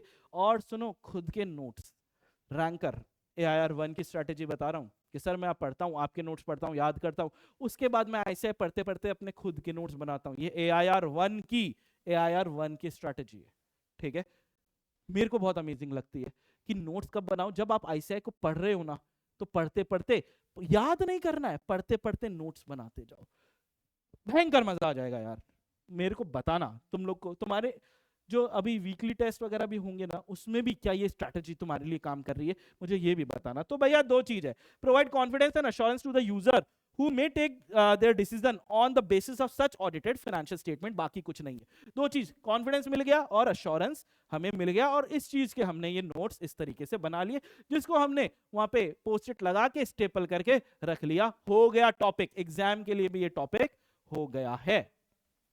Herein lies the importance of auditing। अच्छा, एक सवाल आया है, मतलब सवाल मतलब क्या है यार, कि यार देखो ये क्या है, अलग अलग चीजें हैं, ये क्या करेगा, देखें कुछ ही नहीं कर रहा। सवाल बन सकता है, क्या मिल गया? Importance of auditing. ऐसे ICI एक एक शब्दों को खींच के सवाल निकालता है यार। इंपॉर्टेंस ऑफ ऑडिटिंग, वही किधर, वही चला गया वो। अच्छा, इससे चला जाता है, ओह, अरे नहीं नहीं नहीं, इसको भी छोटा सा कर देते हैं। सवाल बन सकता है भैया, सवाल में, क्वेश्चन में, ICI के उस क्वेश्चन के अंदर ये शब्द रहेंगे। ICI क्वेश्चन जब बनाता है, इतने सालों के पेपर उठा के देख लो, वो पूरी कहानियां इधर उधर की बातें करते करते फिर कहीं जो उसको चाहिए ना, वो टॉपिक एज इट इज डाल देता है। तो तुम्हारे जो टॉपिक्स है ना, जैसे आगे भी टॉपिक्स आएंगे, उन टॉपिकों को भी याद करना है कि उस सवाल का, चाहे कहानी कुछ भी हो, अंदर का जो कंटेंट लिखा हुआ है जवाब वही होगा। ये बातें आगे बताऊंगा। तो एक सवाल यहाँ पे, ठीक है, एक सवाल आ सकता है, इस पे मैं लिख देता हूं क्वेश्चन, ठीक है, क्वेश्चन बन सकता है, तो ये तुम्हें हेल्प कर देगा। Herein lies the importance of auditing. You can very well understand how significant is the role of auditing profession and auditors in modern world, involving multitude of economic activities। की भैया multitude level पे economic activities, multiple level पे, ठीक है, आर्थिक गतिविधियां चल रही है। अगर नहीं समझ में आया है तो लिख लो, हिंदी में लिख लो कि मल्टीपल लेवल पे आर्थिक गतिविधियां चल रही है, being carried out in equally dynamic legal and regulatory environment। मतलब रेगुलेटरी लॉज वगैरह, रोज नए लॉज बन रहे हैं। हाँ सर, इतने अमेंडमेंट आ रहे हैं, पिछले अटेम्प्ट में तो ये सब था ही नहीं, इस अटेम्प्ट में अमेंडमेंट आ गया, मतलब लॉज एंड रेगुलेशन चेंज हो रहे हैं, चेंज हो रहा है यानी डायनामिक हो रहा है। Here comes a vital question, what do we mean by auditing? क्या है सर ऑडिटिंग का मतलब, क्या है? What is it nature and scope, ये सब टॉपिक है आगे, what it includes, what it does not include, what are its limitations, ये देखो सुनो टॉपिक्स में है. We shall try to find out answers to these questions in succeeding paras. आने वाले पैराज में हम इसके बारे में बात करने वाले हैं. तो पहला ओरिजिन, ये नया टॉपिक था. ये क्या था बेटा? ओरिजिन. ये है अपना एक न्यू टॉपिक, ऑडिटिंग का इतिहास. इतिहास के बारे में सवाल आने की संभावना जी हाँ है. ऐसा नहीं है आईसीआई सिर्फ डिफिकल्ट सवाल ही पूछता है, ठीक है. आईसीआई इजी सवाल भी पूछता है. जी हाँ, इजी सवालों में बच्चे निकल जाते हैं, डिफिकल्ट छोड़ ही देंगे, ऑप्शन में छोड़ देंगे अगर याद नहीं हो रहा. वो भी मैं बताऊंगा बेटा ये वाली चीज डिफिकल्ट है. अगर ऐसी चीज नहीं याद हो रही है एक बार, दो बार, तीन बार, चार बार में, तो छोड़ दे इसको, क्योंकि चार बार में जो चीज याद नहीं हुई वो पांचवी बार नहीं होगी, और हो भी गई तो एग्जाम में याद नहीं आएगी. हमारा दिमाग उस चीज को एक्सेप्ट नहीं कर रहा है, छोड़ दे. ऑप्शन है हमारे पास, ठीक है. तो ऑडिटिंग पुराने टाइम में, एंशिएंट टाइम पे बहुत सारी सोसाइटीज में देखी गई है. भारत में भी जो हमारे कौटिल्य है, कौटिल्य के अर्थशास्त्र जो 4th सेंचुरी बिफोर क्राइस्ट है, उसमें कौटिल्य के अर्थशास्त्र में फोकस किया गया है ऑडिटिंग पे. मतलब कौटिल्य के अर्थशास्त्र में ऑडिटिंग वर्ड, ठीक है, लिखा है. अब इंग्लिश में लिखा है, नहीं रे इंग्लिश में नहीं, तो क्या सर हिंदी में अंकेक्षण बोलते हैं ऑडिटिंग को? अंकेक्षण नहीं रे, उसका एक डिराइव्ड वर्ड या उससे मिलता जुलता वर्ड कुछ ना कुछ लिखा होगा. तो कौटिल्य भाई साहब जो थे हमारे, उनके अर्थशास्त्र जो कब था, 4th सेंचुरी बिफोर क्राइस्ट पे था. उन्होंने फोकस किया है किस किस पे? अर्थशास्त्र ने किस पे? कि भैया फिक्स्ड अकाउंटिंग ईयर होना चाहिए. क्या हम फिक्स्ड अकाउंटिंग ईयर चला रहे हैं? क्या क्या 1 अप्रैल से लेकर 31 मार्च का फिक्स्ड अकाउंटिंग ईयर चला रहे हैं? जी हाँ चला रहे हैं. क्या दुनिया में कई जगह 1 जनवरी से 31 दिसंबर है? हाँ. क्या भारत में भी हो सकता है? बातें चल रही है, कई साल लगेंगे, अभी नहीं हो रहा है, बातें चल रही है. तो कौटिल्य के अर्थशास्त्र ने भी फोकस किया कि यार जो है अकाउंटिंग ईयर फिक्स्ड हो, process of closure of accounts होना चाहिए कि यार साल खत्म होता है तो क्या हम अकाउंट्स को क्लोज करते हैं, balance carried down, balance brought down, ये सब करते हैं, सेटल करते हैं अकाउंट्स को. जी हाँ. ऑडिटिंग, ऑडिटिंग क्या कौटिल्य के अर्थशास्त्र ने ऑडिटिंग पे बात की है? भाई साहब बिल्कुल की है. पीरियोडिकल चेकिंग पे बात की है, वेरीफाई करने की जो चीजें लिखी हुई है वो चीजें वैसी ही हैं या झूठ तो नहीं लिख दिया. Miss statement in financial statement, किसी ने बुद्धि लगा के गलती तो नहीं कर दी. और अब्यूज ऑफ पावर, किसी ने अपनी शक्तियों का गलत इस्तेमाल तो नहीं किया. मां, ठीक है, वो रोहित ने बोला था कि मेरी शक्तियों का गलत इस्तेमाल हुआ है, तो क्या फाइनेंशियल स्टेटमेंट में अपनी शक्तियों का तुमने भी तो किया है गलत इस्तेमाल कई बार, कि बैलेंस शीट टैली नहीं हो रही थी, ठीक है, टैली कर दिया, एसेट का टोटल लायबिलिटी में डाल दिया, डिफरेंस रिजर्व सरप्लस में डाल दिया, या लायबिलिटी का टोटल एसेट में डाल दिया, डिफरेंस कैश में डाल दिया. किया है तो तुमने भी क्या किया बेटा? Abuse of power. और ये कौटिल्य भाई साहब ने अपने अर्थशास्त्र में लिखा है, 4th सेंचुरी बिफोर क्राइस्ट में ये लिखा गया है. एक नंबर के लिए बहुत इंपॉर्टेंट कि ओरिजिन ऑफ ऑडिट लैटिन शब्द से हुआ है, ठीक है. लैटिन एक डेड लैंग्वेज है. डेड लैंग्वेज का मतलब कि अब ये बोली नहीं जाती है, और हमारे लॉज वगैरह लैटिन में ही लिखे गए हैं. तुम लोगों ने मैक्सिम्स पढ़े हैं लॉ के अंदर, ठीक है, ये सब लैटिन में. ऑडिट जो शब्द है वो लैटिन में है, और इसका मतलब है टू हियर, सुनना, ठीक है. लैटिन में ऑडिट शब्द लिखा गया है, ऑड्रे शब्द होना चाहिए, ठीक है, ऑड्रे शब्द है, और इसका मतलब है ऑडिटर नहीं, ऑड्रे होना चाहिए. वहां आगे यहां पे दिखा दूंगा. ऑड्रे.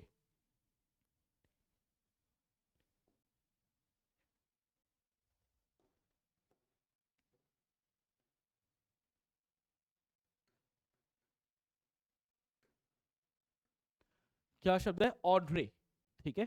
लैटिन शब्द से आया है ऑड्रे. और मैं बार बार क्यों बोल रहा हूं? तुम भी 2 बार बोल लो ना, क्योंकि एग्जाम में आना चाहिए. देखो मैंने कई बार बोला, इसीलिए मैंने जैसे यहाँ पे ऑडिटर वर्ड लिखा था, मैंने कहा हाँ हाँ हाँ हाँ गलत है. ये क्यों याद आया? क्योंकि मैंने कई बार बोला. तुम लोग के साथ भी यही होना चाहिए. लैटिन से आया है ऑडिट शब्द, ऑड्रे शब्द से आया है, जिसका शाब्दिक अर्थ होता है, जिसका मीनिंग होता है टू हियर, सुनना. फर्स्ट ऑडिटर जनरल इंडिया के कब आ गए थे भैया? 1860, जहां जब हम, ठीक है, अधीन थे, ठीक है, जब हम अंग्रेजों के अधीन थे तभी आ गए फर्स्ट ऑडिटर जनरल 1860 में, जिससे अकाउंटिंग एंड ऑडिटिंग का काम इनका था. प्रेजेंटली कॉन्स्टिट्यूशनल अथॉरिटी है हमारे देश में, एक सर्वोच्च अथॉरिटी ऑडिटिंग रिलेटेड है, जो है comptroller and auditor general, C&AG. ये सरकार के ऑडिटर हैं, ठीक है, ये सरकार के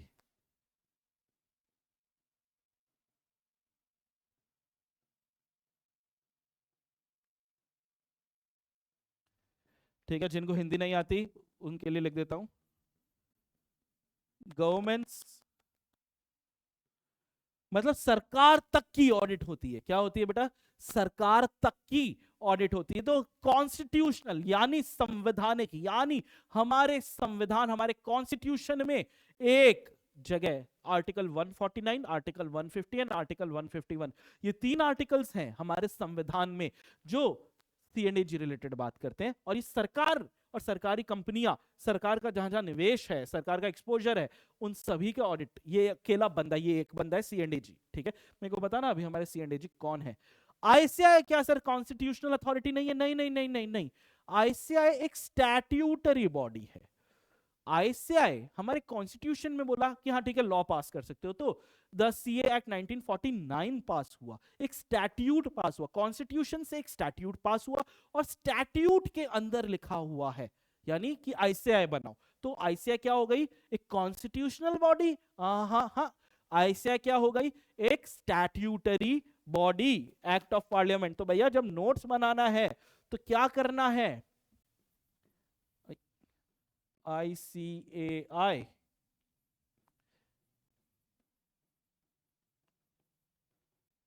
TUT कॉन्स्टिट्यूशनल TUTIONAL।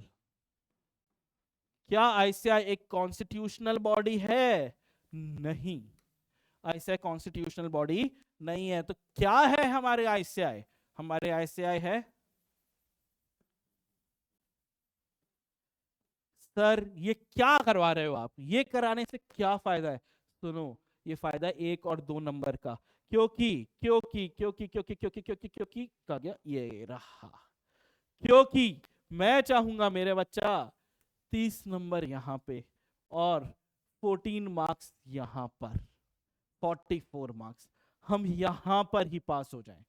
मैं चाहूंगा पास, नहीं तो पास के बहुत करीब आ जाए। ठीक है, उसके बाद हम गदर करेंगे, लेकिन हम यहां पे नंबर और यहां पे नंबर नहीं, और ये नंबर ही सबसे डिफिकल्ट होते हैं लाने के लिए, और इसी को तुम मेरे साथ यहां पे कर लोगे तो ये सारी चीजों पे करेक्ट इनकरेक्ट आ सकता है। इसमें सच्ची बता रहा हूं सर, ऐसे थोड़ी आएगा, आए हैं ऐसी बातें आई हैं। तो क्या आईसीआई कॉन्स्टिट्यूशनल बॉडी है? नहीं भाई साहब, आईसीआई हमारी स्टैट्यूटरी बॉडी है, एक कानून से आई है, एक्ट ऑफ पार्लियामेंट। क्या कोई बच्चा मेरे को कानून का नाम बता सकता है? अब तो बता ही देगा ना बच्चा कानून का नाम। The CA chartered accountants act of 1949, इसमें से निकला है आईसीएआई, जो क्या है? Statutory body. ठीक है,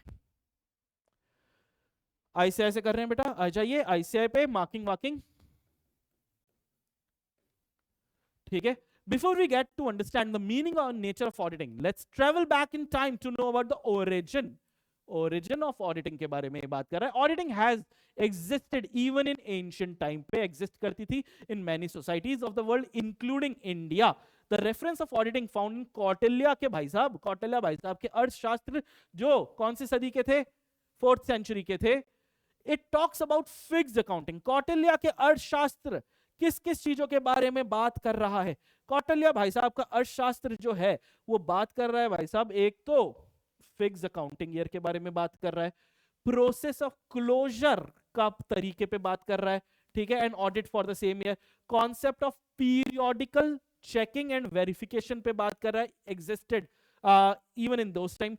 Even there are references in his monumental work to misstatement तक पर बात कर रहा है। क्या ये सारी चीजें तुम्हें यहाँ पे मिली? हाँ सर, एक अब्यूज ऑफ पावर भी लगता है, वो भी आगे आएगा। तो सुनो, इतना सारा पढ़ने का तुम्हारा समय बच जाता है, ये रहा इतना सारा पढ़ने का, लेकिन बुक में मार्क करना है, कॉन्फिडेंस में बढ़ता है कि हाँ यार ये मैंने पढ़ा हुआ है। ठीक है, फाइनेंशियल स्टेटमेंट, हाँ ये रहा, abuse of power. Wasn't he far ahead in his time? क्या कौटिल्य साहब अपने समय से बहुत आगे के विचार रखते थे? हो सकता है। क्या अंकित सर अपने समय से बहुत आगे के विचार रखते हैं? नहीं, ठीक है। The word audit originates from the Latin word is, it has the Latin origin, audire, spell करो AUDIRE, एक बार AUDIRE, एक बार दो बार AUDIRE, प्लीज बोल दो, अरे बोलो, जिसका मतलब क्या है? शाब्दिक अर्थ सुनना, टू हेयर, सुनो, सुनो सबकी करो, हाँ, to hear. In medieval times auditors used to hear the accounts read out to them to check that employees were not careless and negligent. Industrial revolution in Europe led to astronomical expansion in volume of trade, फिर नीचे चला गया, and consequently demand of auditors. Trade बढ़ा, auditor का demand बढ़ गया, ठीक। Coming to the more recent history, the first auditor general of India, ठीक है, ब्रिटिश इंडिया में हुआ था 1860 में, having both accounting and auditing function, दोनों ही काम इनको करना था। Later on, office of auditor general was given statutory recognition। कहां से मिला? CA Act 1949 से मिला। Presently, C&AG, Comptroller and Auditor General of India, is an independent constitutional authority responsible for auditing government receipt। भैया C&AG सरकार के लिए है, इस ये बात मैंने वहां पे गवर्नमेंट लिख दिया था। C&AG आपका और मेरा ऑडिट नहीं करेगा।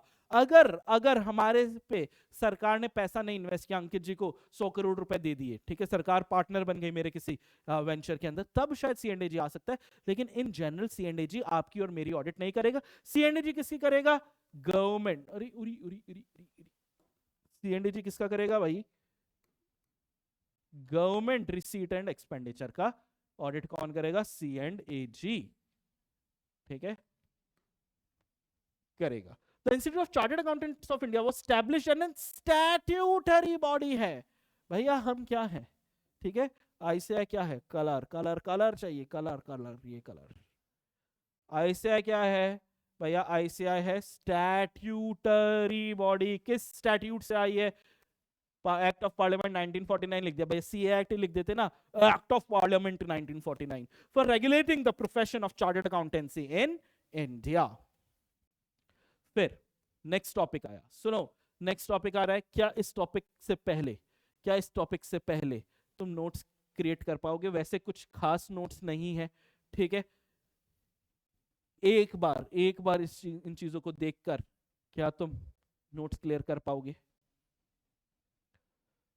कि सर इसमें से अगर सवाल आ जाए तो हमारे 1 नंबर भी नहीं जाए। नया topic, meaning and nature. Meaning and nature मतलब क्या सर? क्या ये पुराना टॉपिक है, नया टॉपिक नहीं है? क्या इसमें सवाल आ सकता है? हजारों बार आया होगा, हजार तो मैं ज्यादा बोल गया, इतने तो अटेम्प्ट नहीं हुए, लेकिन तुम समझ रहे हो, ठीक है, कि बहुत ज्यादा बार इस पे सवाल आया है। पूरे 1 2 3 4 कुछ भी आ सकता है इस पे। और सीए कर रहे हो, ऑडिट पढ़ रहे हो, ऑडिट की डेफिनेशन तुम्हें याद होनी चाहिए। डेफिनेशन क्या है ऑडिट की? मीनिंग क्या है ऑडिट का? ऑडिट की डेफिनेशन पे बेटा अपन बात कर रहे हैं। ऑडिट की डेफिनेशन, ऑडिट सबसे पहली बात है कि सर एक एग्जामिनेशन है। ऑडिट क्या है? एक जांच है, ठीक है, एक जांच है या चेकिंग है, ठीक है। ऑडिट क्या है? एक चेकिंग है। मतलब क्या? कि सर ऑडिटर चेक करता है। क्या चेक करता है? फाइनेंशियल स्टेटमेंट्स नहीं बेटा, फाइनेंशियल स्टेटमेंट तो बहुत छोटी चीज हो गई। क्या हम जाके लोगों के बही खाते चेक करते हैं? क्या trading account, P&L account, balance sheet, क्या हम सिर्फ इतना सा चेक करते? नहीं नहीं नहीं, हम पूरी एंटिटी को चेक करते हैं, जहां पर भी पैसा या पैसे से रिलेटेड कोई न्यूज भी है, ठीक है, वो तक हम चेक करते हैं। तो हम सिर्फ फाइनेंशियल स्टेटमेंट नहीं, हम फाइनेंशियल इंफॉर्मेशन को चेक करते हैं। हम किसको चेक करते हैं?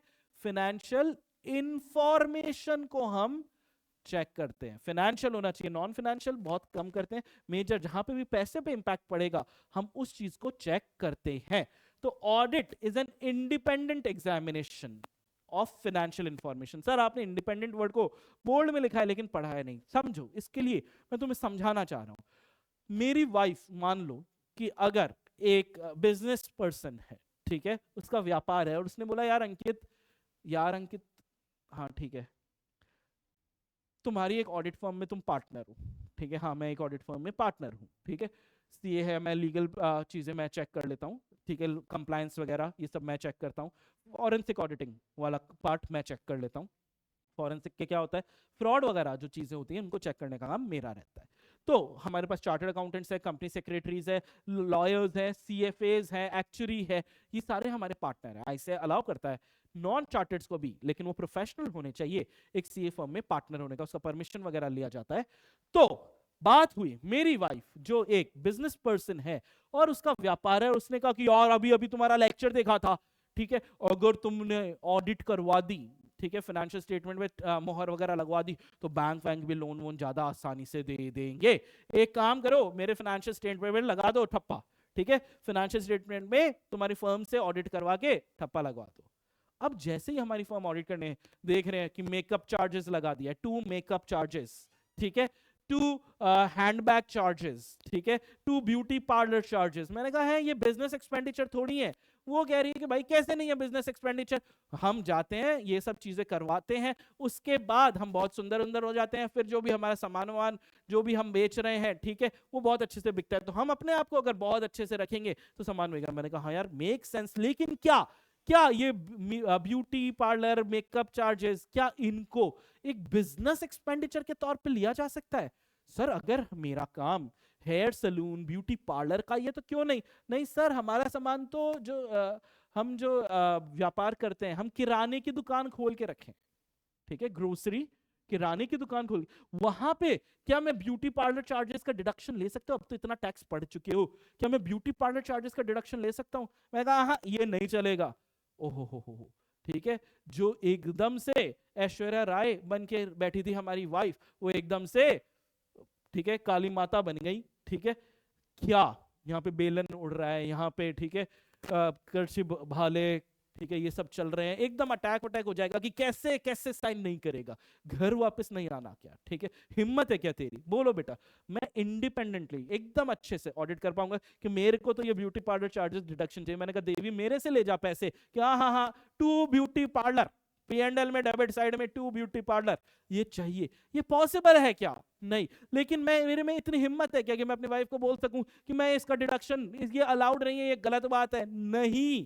तो क्या मैं जब मेरे वाइफ के व्यापार की ऑडिट कर रहा हूं, मैं इंडिपेंडेंटली स्वतंत्र होकर ऑडिट कर पाऊंगा क्या? नहीं बेटा, जान का खतरा है, नहीं है। इसीलिए बोला गया कि भैया पहले ही बात देख ले, इसीलिए शब्द पहले लगा दिया गया। क्या लगा दिया गया? कि यार ऑडिट जो है ना वो इंडिपेंडेंट एग्जामिनेशन होगी, ठीक है, स्वतंत्र होके। मतलब सर मैं जहां पे स्वतंत्र नहीं हो पाया वहां पे ऑडिट मत कर, ऑडिट एक्सेप्ट ही नहीं कर सकते। रूल्स रेगुलेशन है किन की ऑडिट आप ले सकते हो, किन की ऑडिट आप नहीं ले सकते। कुछ कर लो, उनकी ऑडिट आप नहीं कर सकते। तो ऑडिट का सबसे पहला सिद्धांत, ऑडिट का सबसे पहला सिद्धांत क्या है? सबसे पहला सिद्धांत है भाई, ऑडिट है ना, ठीक है, लिखना लिखना लिखना, ऑडिट जब भी करो इंडिपेंडेंटली करो। इंडिपेंडेंट होना चाहिए। क्या है ये इंडिपेंडेंट? एग्जामिनेशन। ऑडिट क्या है? सबसे पहले याद हुआ क्या? ऑडिट क्या है? ऑडिट सर एक इंडिपेंडेंट, स्वतंत्र हो गए, मतलब आपके जजमेंट पे किसी का कोई बायसनेस नहीं हो, किसी का प्रभाव नहीं हो, ठीक है। आपने, चलो ठीक है, हमारे तो शादी वगैरह हो गई है, तुम लोग की गर्लफ्रेंड वगैरह होगी या बॉयफ्रेंड वगैरह होगी, तुम वहां पे ऑडिट करने गए, तुम अपने क्रश के, देखो गर्लफ्रेंड बॉयफ्रेंड में तो फिर चलेगा, क्रश है, you would like to impress the other party, और अरे अच्छे से गलती करी, कोई बात नहीं, छोड़ना यार, देखो देखो मैंने तुम्हारे इतने बड़े, ठीक है, 500 करोड़ का जो तुमने गबन किया है उसको मैंने साइन कर दिया, ठीक है। क्रश जब ये होता है तो क्या आप इंडिपेंडेंटली कर पाओगे? ये एग्जामिनेशन बिल्कुल भी नहीं कर पाओगे यार। तो ऑडिट क्या होगी? ऑडिट होगी सर इंडिपेंडेंट एग्जामिनेशन। किसकी? क्या सिर्फ फाइनेंशियल स्टेटमेंट की?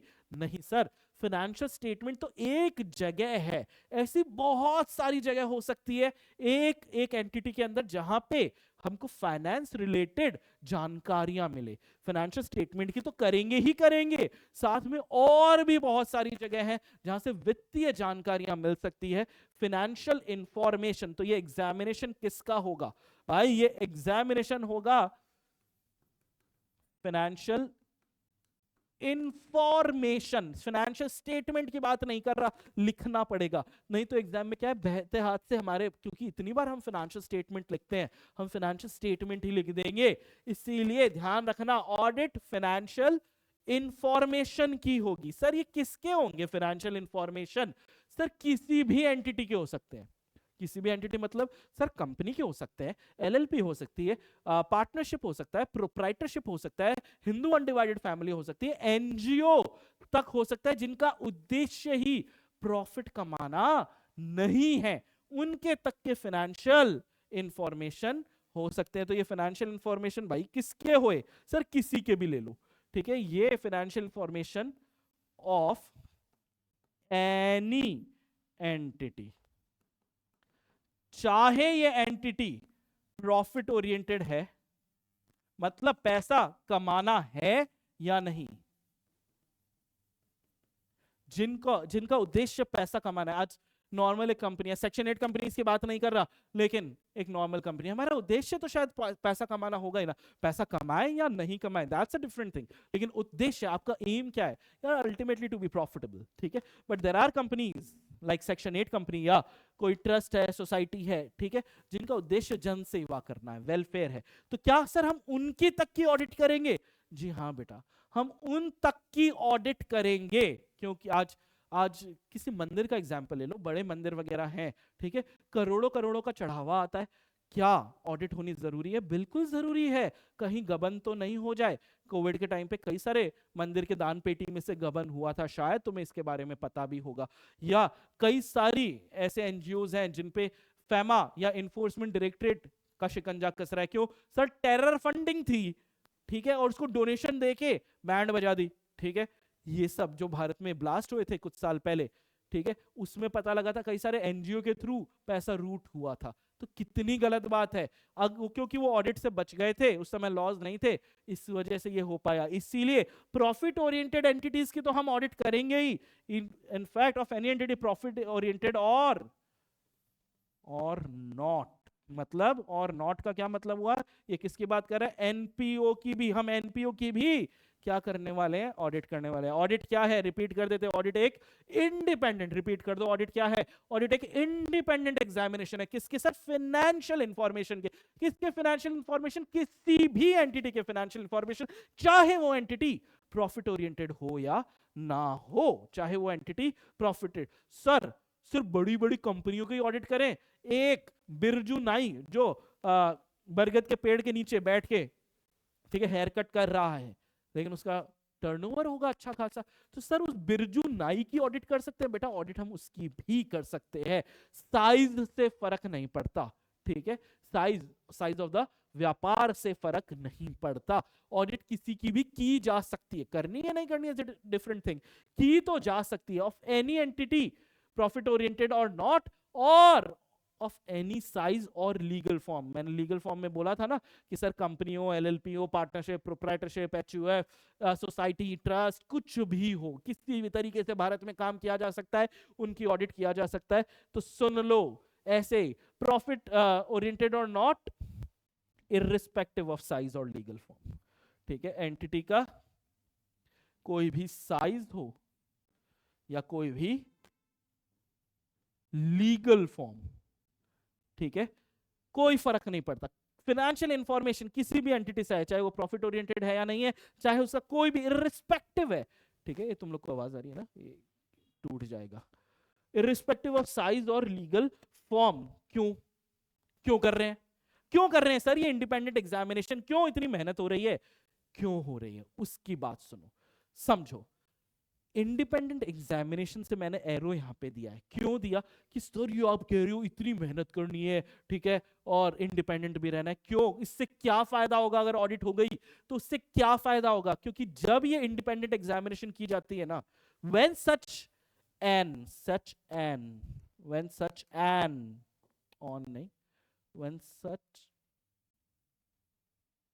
an examination is conducted, when such an independent examination is conducted, what is the view? अच्छा सुनो, चलो इंडिपेंडेंट है, हम गए एक एंटिटी में ऑडिट करने, हम एक एंटिटी के अंदर चले गए, एंटिटी में हमको मिला बहुत सारा गबन, बहुत सारे गड़बड़ियां मिली, और मैंने वहीं पे पकड़ के उसको देना चालू किया। चलेगा क्या?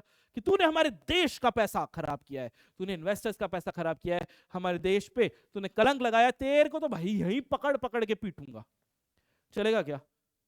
अगर ऐसा होता चलता तो हमारे सीए कोर्स के अंदर शायद एक बॉडी बिल्डिंग कोर्स भी होता, जिम जाना तुम्हारे लिए, ठीक है, कंपलसरी होता, ठीक है, कि भाई आप पुलअप्स वगैरह कर रहे हैं, ये सीए इंस्टीट्यूट का एक कंपलसरी कोर्स है। क्या चलेगा? क्या ऐसा है? क्या ऐसा नहीं है ना? तो सुनो, तुम लोग को है ना इससे वॉलेंट नहीं होना है, ठीक है। अगर तुम में से कुछ है, फिट वगैरह है, बॉडी बॉडी बिल्डर है, तो बेटा तुम्हारी पर्सनैलिटी काफी है, ठीक है, वो सामने वाला सीईओ वैसे ही डर जाएगा। लेकिन लेकिन कभी भी ऐसा पकड़ के दे दनादन धन, ठीक है, ऐसा नहीं करना है। तुम हद मार के क्या कर सकते हो? तुमने कोई बड़ी गड़बड़ मिल रही है, उसने देश को नुकसान पहुंचाया, उसने तुम्हारा नुकसान किया है, जो भी किया है, तुम उसको पीटोगे नहीं। ये देखो, ये बातें मेरे को बतानी पड़ रही है कि मारना नहीं है। तो एक ऑडिटर का अल्टीमेट काम क्या होता है, ध्यान रखना बहुत इंपॉर्टेंट है। When such an independent examination is conducted with a view, what is our view, हम ये काम क्यों कर रहे हैं? View is to express an opinion. आपको एक राय बनानी है। ये ओपिनियन को आप लिख के दोगे कि हमारे हिसाब से ये आदमी बड़ा दुष्ट है, ठीक है, इसने फॉलो नहीं किया, आप लिख के दोगे। इस लिखित को ही ऑडिट रिपोर्ट बोला जाता है बेटा, ठीक है। आपको क्या करना है, आपको लिख के देना है कि when such an examination is conducted what is a view to express. आपको इजहार करना है, जैसे प्यार का इजहार करते हैं, आपको भी अपने व्यू का, इस एग्जामिनेशन से आपने क्या समझा, उस व्यू को इजहार करना है, एक्सप्रेस करना है, लेकिन मन में नहीं रखना है। प्यार जैसे मन में रखा तो कोई और ले गया ना बेटा। इसी वजह से इस व्यू को तुमको एक्सप्रेस करना है, और ये एक्सप्रेस भी लिखित तौर पे करना है। हाँ, लव लेटर लिखा था सर, उसके पापा को मिल गया, हाँ तो वहां पे पिट जाओगे बेटा। इसीलिए इस एग्जामिनेशन पे तुमको अपना व्यू एक्सप्रेस करना है, इस एग्जामिनेशन पे, कि हमें क्या पता लगा, चीजें सही चल रही है, जैसे कानून ने लिखा वैसे ही चल रही है, जैसे होना चाहिए था वैसे ही हो रहा है या नहीं। ये बातें तुमको एक्सप्रेस करनी है, लिखित तौर पर करनी है, वर्बल नहीं चलेगा। ये लिखित तौर को ही ऑडिट रिपोर्ट कहा जाता है, यही है ऑडिट, ठीक है। आ जाओ, याद हुआ? ऑडिट क्या है? एक इंडिपेंडेंट एग्जामिनेशन है। किसकी है सर? फाइनेंशियल इंफॉर्मेशन की है। किसके फाइनेंशियल इंफॉर्मेशन? सर किसी भी एंटिटी के, चाहे वो प्रॉफिट ओरिएंटेड हो या नहीं हो, इररिस्पेक्टिव ऑफ इट्स साइज और legal form, and when such an examination is conducted, ठीक है।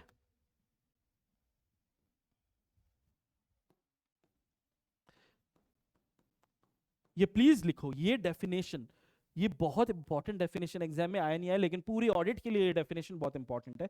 When such an examination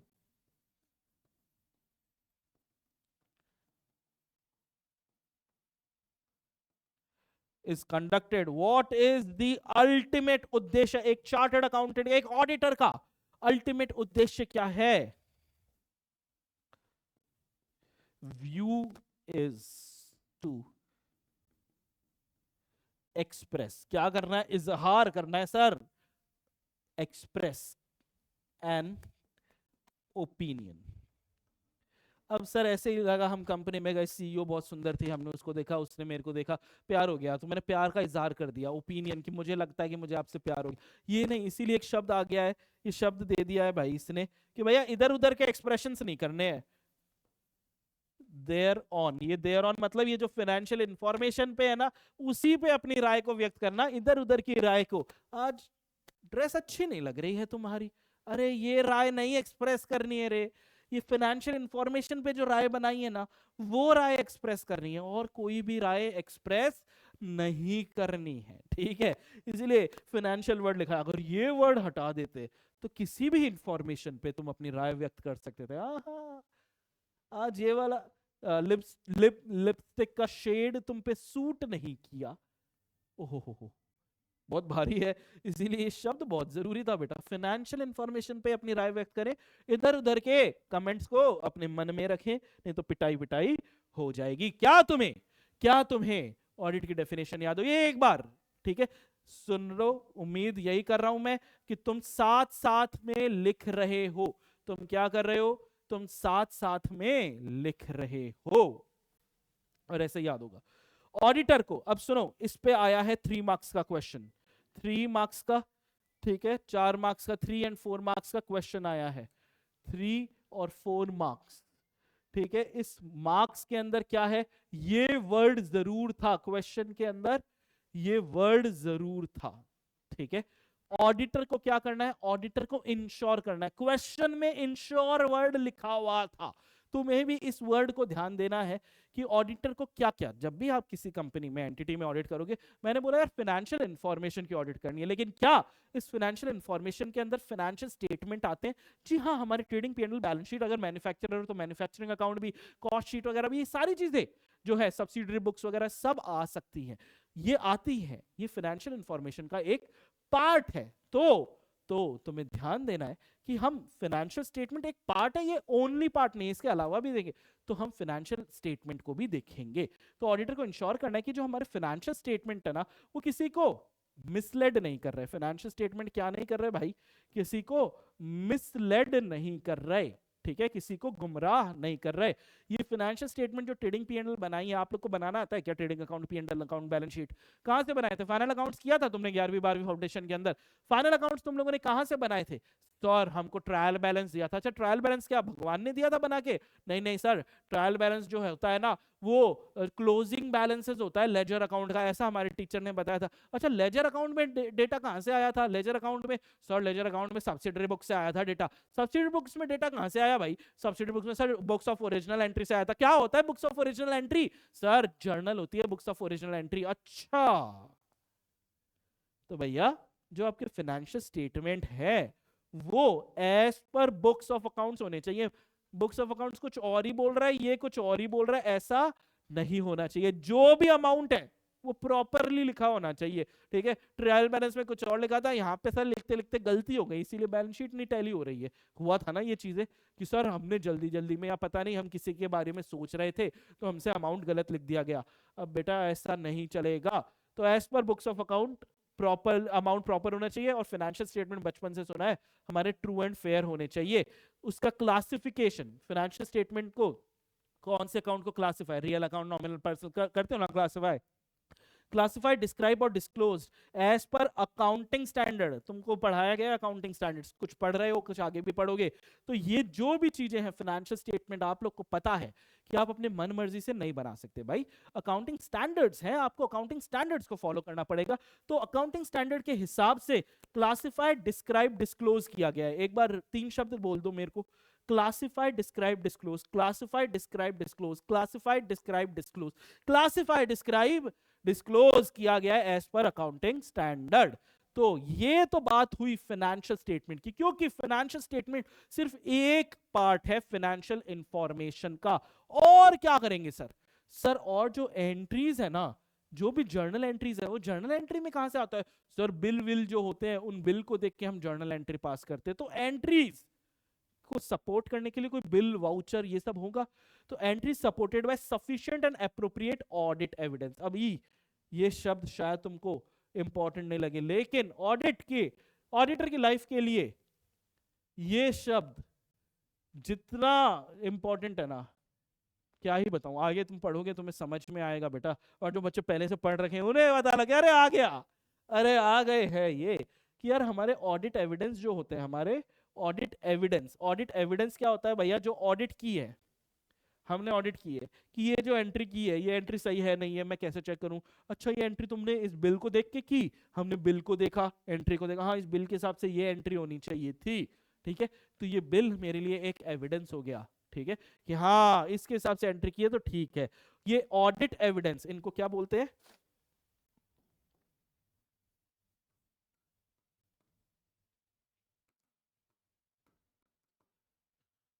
ये सबूत हो गए। ऑडिट एविडेंस क्या है बेटा? सबूत है, ठीक है। हम भी इन सबूतों की एक कॉपी रखते हैं कि आगे जाके कोई हमसे पूछे, तूने ऑडिट की थी ना इस एंट्री की, ये एंट्री तूने बोला था ना सही है, तेरे को कैसे पता लगा? ये देखो सबूत, ये बिल दिखाया था मेरे को एंटिटी ने, इस बिल के हिसाब से की। तो हमने भी ये सबूत इकट्ठे किए, क्योंकि एविडेंस है, और एज अ ऑडिटर हमने इनको इकट्ठे किए, तो ये ऑडिट के एविडेंस बन गए। ये एविडेंस हमेशा सफिशिएंट एंड एप्रोप्रिएट चाहिए। आज बेटा तुमको लग रहा होगा ये सर क्या शॉर्ट फॉर्म लिख दिया, लेकिन आगे ऑडिट एविडेंस वर्ड के पीछे हमेशा ये एई के पीछे हमेशा ये 2 शब्द चाहिए, क्योंकि अगर ऑडिट एविडेंस इनसफिशिएंट है या इनअप्रोप्रिएट है, ठीक है, तो वो ऑडिट एविडेंस काम के नहीं है। हमेशा हमें सफिशिएंट और हमेशा एप्रोप्रिएट ऑडिट एविडेंस चाहिएगा। अभी नहीं सोचना है इसके बारे में, क्योंकि एक चैप्टर में इसके इन शब्दों के बारे में कम से कम मैं 4 घंटे 5 घंटे पढ़ाने वाला हूं इनके बारे में, ठीक है। तो जो भी एंट्रियां हैं, एंट्रियां मन से नहीं हुई होंगी, उनके पीछे एविडेंस होंगे, उन एविडेंस को हम चेक करते हैं तो वो चेक हो जाके ऑडिट एविडेंस बन जाते हैं। और कोई भी एंट्री ओमिट तो नहीं हो गई, लिखना ही तो नहीं भूल गए, वो क्या है, कंप्लीट ओमिशन तो नहीं हो गया। क्या कंप्लीट एरर था ना, एरर ऑफ ओमिशन, ठीक है। पार्शियल ओमिशन, कंप्लीट पार्शियल तो फिर पकड़ में आ जाता है, तो मैं याद है ना, कंप्लीट ओमिशन कभी भी पकड़ में नहीं आता, क्योंकि डेबिट का अमाउंट भी नहीं है, क्रेडिट का अमाउंट भी नहीं है, तो पता ही नहीं है। फिर चलो, एक बात हो गई थी हमारे, ऑडिटर को क्या इंश्योर करना है, फाइनेंशियल स्टेटमेंट ऐसे होने चाहिए, ठीक है। एंट्रियां जो भी हुई हैं जर्नल की वो ऐसे होनी चाहिए, चलो ठीक है। इसके अलावा और भी तो फाइनेंशियल इंफॉर्मेशन है कि हम सोच रहे हैं कि वो जमीन खरीदे, डायरेक्टर्स ने आपको बताया कि हम सोच रहे हैं कि हम वो जमीन खरीदें, सोच रहे हैं, अभी सोच ही चालू है, क्लियर है। तो जब सोच रहे हैं ऐसी जमीन खरीदेंगे तो पैसा लगेगा, पैसा जाएगा, होगा ना ऐसा, तो फाइनेंशियल इंफॉर्मेशन है, ये इंफॉर्मेशन क्लियर और अनएम्बिगुअस। अनएम्बिगुअस का क्या मतलब होता है, एम्बिगुअस का क्या मतलब होता है कि सर कंफ्यूजिंग है, एम्बिगुअस का मतलब कंफ्यूजिंग है, अनएम्बिगुअस मतलब कंफ्यूजिंग नहीं है। तो जो भी इंफॉर्मेशन हमें हमें इंफॉर्मेशन हमेशा कैसी चाहिए, क्लियर और अनएम्बिगुअस। एक बार ये शब्द भी बार बार आएंगे क्योंकि इंफॉर्मेशन वर्ड बहुत बार आएगा आपके ऑडिट में। इंफॉर्मेशन जो भी एज ऑडिटर आपको चाहिए, हमेशा हमेशा इंफॉर्मेशन कैसी चाहिए, क्लियर इंफॉर्मेशन चाहिए, कंप्लीट इंफॉर्मेशन चाहिए, अनएम्बिगुअस इंफॉर्मेशन चाहिए, ठीक है। उसके बाद ऑडिटिंग प्रोवाइड्स अश्योरेंस, क्योंकि पहले पहले सब्जेक्ट का नाम ही था ऑडिटिंग एंड अश्योरेंस। अगर एक बार ऑडिट हो जाती है तो क्या ऑडिट होने के बाद लोगों को आश्वासन आता है, वो बैंक को आश्वासन आएगा, सरकार को आश्वासन अश्योरेंस मिलेगा, हाँ शायद चीजें सही ही चल रही है। तो अगर ऑडिट हो गई तो ऑडिट होने से क्या मिलेगा, अश्योरेंस मिलेगा उन सभी यूजर ऑफ फाइनेंशियल स्टेटमेंट। कौन कौन यूज करता है फाइनेंशियल स्टेटमेंट, सर वही जो शुरुआत में पढ़े थे, share holder, investor, government, insurance company, हर कोई स्टेक होल्डर जो होता है वो फाइनेंशियल स्टेटमेंट को यूज करता है। तो ऑडिट अगर हो गई है, ऑडिटिंग से अश्योरेंस मिलेगा उन यूजर्स ऑफ फाइनेंशियल स्टेटमेंट को कि ऑडिट की हुई चीज क्रेडिबल है और उसमें भरोसा किया जा सकता है, जो चीजें लिखी है वो क्रेडिट वर्दी है, ठीक है, क्रेडिबल है, झूठ नहीं है और उस पर भरोसा किया जा सकता है। आइए बेटा, यही चीज हम कहां से कर लेते हैं, यही चीज हम कहां से कर लेते हैं, ऐसे ऐसे हम ये चीज को कर लेते हैं थोड़ा जल्दी। ऑडिट क्या हो गई, अब तो तुम लोगों ने लिख लिया, इंडिपेंडेंट एग्जामिनेशन है किसका, सर वित्तीय सूचना है, फाइनेंशियल इंफॉर्मेशन किसी भी एंटिटी का, चाहे वो प्रॉफिट ओरिएंटेड है या नहीं है। तुम कलर करे जा रहे हो, साथ साथ में बोले जा रहे हो, याद हो रहा है, अभी के अभी हो रहा है, क्योंकि आगे समय नहीं है, जो है वो यही है, अभी के अभी, एज इफ इसके बाद ही मेरे को एग्जाम देने जाना है। इस तरीके से पढ़ो कि जब जिस टॉपिक को कर रहे हो उसको इतना, चाहे अभी समय लगा लो यार, अभी समय लगा लो, कोई दिक्कत नहीं है, बाद में समय नहीं मिलेगा, तुम्हें भी पता है ये बात। इसीलिए एक टॉपिक को जब पढ़ रहे हो तो ऐसे पढ़ रहे हो कि यार आज इस पे सवाल पूछ लो सर, कुछ भी पूछ लो, मुझे आता है, ठीक है। तो ऑडिट क्या हुआ, ऑडिट एक इंडिपेंडेंट एग्जामिनेशन हो गई फाइनेंशियल इंफॉर्मेशन की of any entity weather profit oriented और not, irrespective of its size or legal form.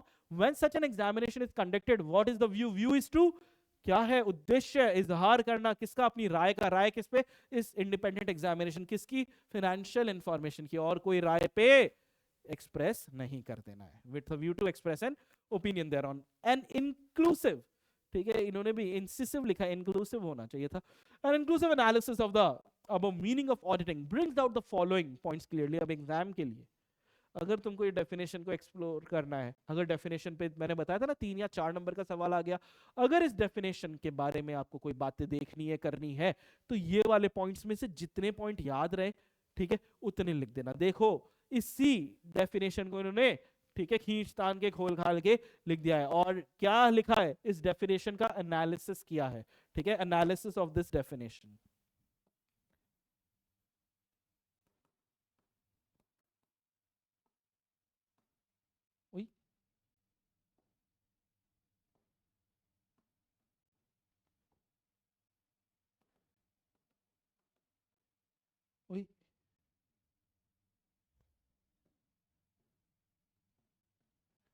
Analysis of the above definition क्या है, keyword keyword keyword keyword keyword keyword क्या है, एनालिसिस इज द कीवर्ड। अगर exam में analysis word दिया हुआ है, ठीक है, राइट एन एनालिसिस, इतना स्ट्रेट सवाल कम ही आते हैं, ठीक है, पूरा कहानी डालेगा, लेकिन फिर what is the analysis of the definition of auditing, ये एनालिसिस वर्ड जरूर रहेगा। This is the keyword question के अंदर बेटा, ये क्वेश्चन के अंदर। तो डेफिनेशन को जितना हमने समझा अपने शब्दों में लिख दो, पूरे नंबर है, देखना अभी वही समझ में आएगा। Audit is an independent examination of the financial information, ये हमारा फर्स्ट पॉइंट हो गया, ठीक है। डेफिनेशन भी यही था, auditing is an independent examination of the financial information. अब यहाँ पे इंडिपेंडेंस के बारे में कहानियां दे दी, ये कहानियां आगे भी आएंगी। तो independence here implies that the judgment of a person is not subordinate to the wishes or direction of another person। हमारा ऑडिटर का जजमेंट किसी से प्रभावित नहीं होता, नॉट सबॉर्डिनेट किस किस पे, wishes, direction, another person who might have engaged him, ठीक है। मेरी वाइफ के डायरेक्शन या विशेस पर मेरी ऑडिट डिपेंड नहीं करेगी। The auditor should be independent of the entity, ठीक है, मतलब वो मेरे वाइफ होनी भी नहीं चाहिए, मैं इंडिपेंडेंट होना चाहिए एंटिटी से। whose financial statements are subject to audit so that he can form an opinion without being affected by any influence, किसी के प्रभाव में आए काम करना है। Independence increases auditor's ability to act objectively without creeping in any biases, बिना bias के। तो इसको एक बार मैं भी आपको बता देता हूं, इंडिपेंडेंस के बारे में अपन थोड़ी सी बात कर लेते हैं।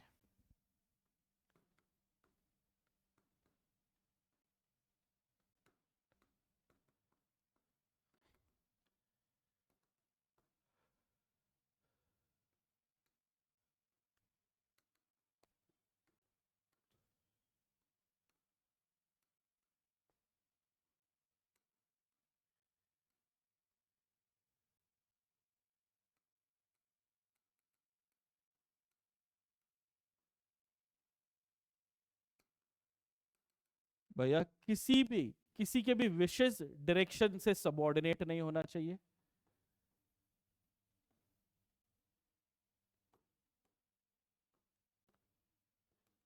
एंटिटी से अलग होना चाहिए, इंडिपेंडेंट होना चाहिए। एंटिटी उसी की खुद की एंटिटी है तो वो ऑडिट गलत करेगा ना।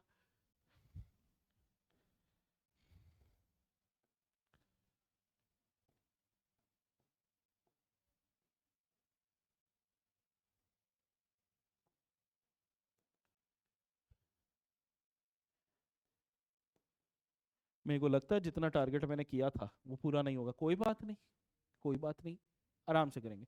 विदाउट बीइंग अफेक्टेड बाय, बहुत इंपॉर्टेंट वर्ड है। इन्फ्लुएंसेस का मतलब प्रभाव, किसी के प्रभाव में आए बिना, ठीक है। विद और हमें अवॉइड करना है विदाउट क्रीपिंग इनटू बायसेस का मतलब किसी के बायसनेस, ठीक में नहीं जाना, अवॉइड बायसनेस कर लो, ठीक है। अवॉइड बायस, किसी के भी बायस में नहीं आना। इंडिपेंडेंट एग्जामिनेशन में बेटा ये 4 पॉइंट आपके आ सकते हैं। जी हाँ, ऐसे आए, इतना इजी सवाल भी है। एनालिसिस में इंडिपेंडेंट एग्जामिनेशन ही पूछ सकता है, सिर्फ इंडिपेंडेंट एग्जामिनेशन जिसके ये पॉइंट हो सकते हैं। 4 नंबर के लिए 4 पॉइंट हो सकते हैं, लिख लेना, प्लीज लिख लेना, खुद अपने हाथों से लिखो। ये मैं शुरुआत में ये क्यों कर रहा हूं, जी हाँ टाइम लग रहा है, जी हाँ जो टारगेट मैंने सेट किया वो नहीं होगा, लेकिन इस तरीके से पढ़े ना, नंबर आके रहेंगे और अभी के अभी वो चीजें कंप्लीट हो जाएगी। रिक्वेस्ट ही कर रहा हूं यार तुम लोगों से, बहुत दिल से रिक्वेस्ट कर रहा हूं, ठीक है। ये करके नंबर आए हैं, ये करके नंबर आए हैं, प्लीज प्लीज, और कुछ नहीं। और मुझे चाहिए ये टॉपिक, जैसे आज तुम अभी क्लास के बाद उठो ना, जी हाँ सर 2 घंटे की क्लास थी, ठीक है, करने में 4 घंटे लग गए सर, लेकिन ये 4 घंटे इफेक्टिव निकलेंगे। 2 घंटे की क्लास तुमने 2.25 घंटे में कर भी ली, लेकिन फिर अगले दिन देख रहे हो अरे यार मैं तो पूरा ही भूल गया, तो पूरे के पूरे 2.25 घंटे वेस्ट हो जाएंगे ना यार। ये नहीं करना, ये नहीं करना। 4 घंटे लगाओ, 6 घंटे लगाओ 2 घंटे की क्लास में, लेकिन जब लगा रहे हो उसका फुल आउटपुट देके जाओ। आ जाओ। Consider for an example a person who request his brother, चलो भाई पे आया, मैं तो वाइफ पे चला गया था, a chartered accountant to audit accounts of his proprietary concern. एक भाई ने दूसरे भाई को बोला कि भाई मेरे मेरे बुक्स ऑफ अकाउंट्स की ऑडिट कर दे। ठीक है, and issue a report. Can a chartered accountant audit accounts of a concern in which his brother is the sole proprietor? क्या आपने भाई का? हाँ बेटा सर, भाई का तो जरूर करेंगे, उसको तो पकड़ पकड़ के कि सब झूठा है सर, इसको तो जेल में डाल दो, रिपोर्ट में लिखेंगे, लेकिन ठीक है। No, he can not. क्यों इंडिपेंडेंट नहीं रह पाएगा ना sir? It is due to the fact that there would be no independence in such a case due to relationship by birth between a chartered accountant and his brother. He would be subject to influence from his brother. Take another case where a chartered accountant has invested in shares of a company. मैंने एक company के share में पैसा खर्च किया। Can he audit the accounts of such company? में उसी company के, अब अगर मैंने कंपनी की बैंड बजा दी तो मेरे शेयर की वैल्यू हो जाएगी नीचे, क्या मैं उस नुकसान को झेल पाऊंगा? शायद नहीं। In which he hold share, the answer is resounding, resounding no. It is due to the fact that that by holding shares of a company, his own self-interest gets involved. His own money is invested in the company, and he may not be able to form judgment independently on the financial statement of the company. Soon low, exam में आ सकता है। Example 1, example 2, इनको 2 बार 3 बार अभी पढ़ोगे, answer point wise में लिखोगे, paragraph में नहीं लिखोगे। ऐसे सवाल बहुत बार आए हैं, वापस आने के हैं, इंपॉर्टेंट एग्जांपल्स है, इंपॉर्टेंट लिखोगे, इसको 2 बार 3 बार करोगे, प्लीज करके जाएंगे हम। ठीक है, पहले वाले में क्या हुआ था?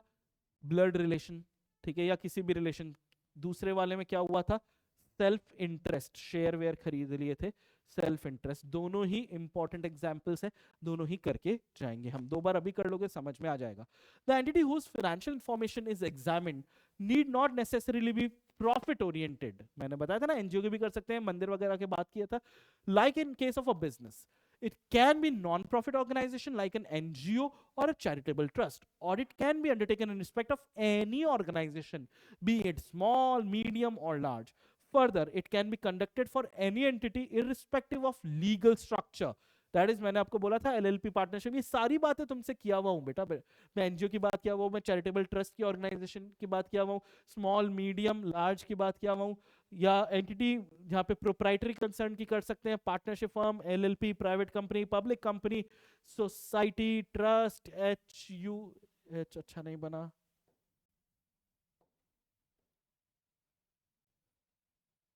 HUF, और क्या होता है, AOP, BOI, ये सब भी होते हैं।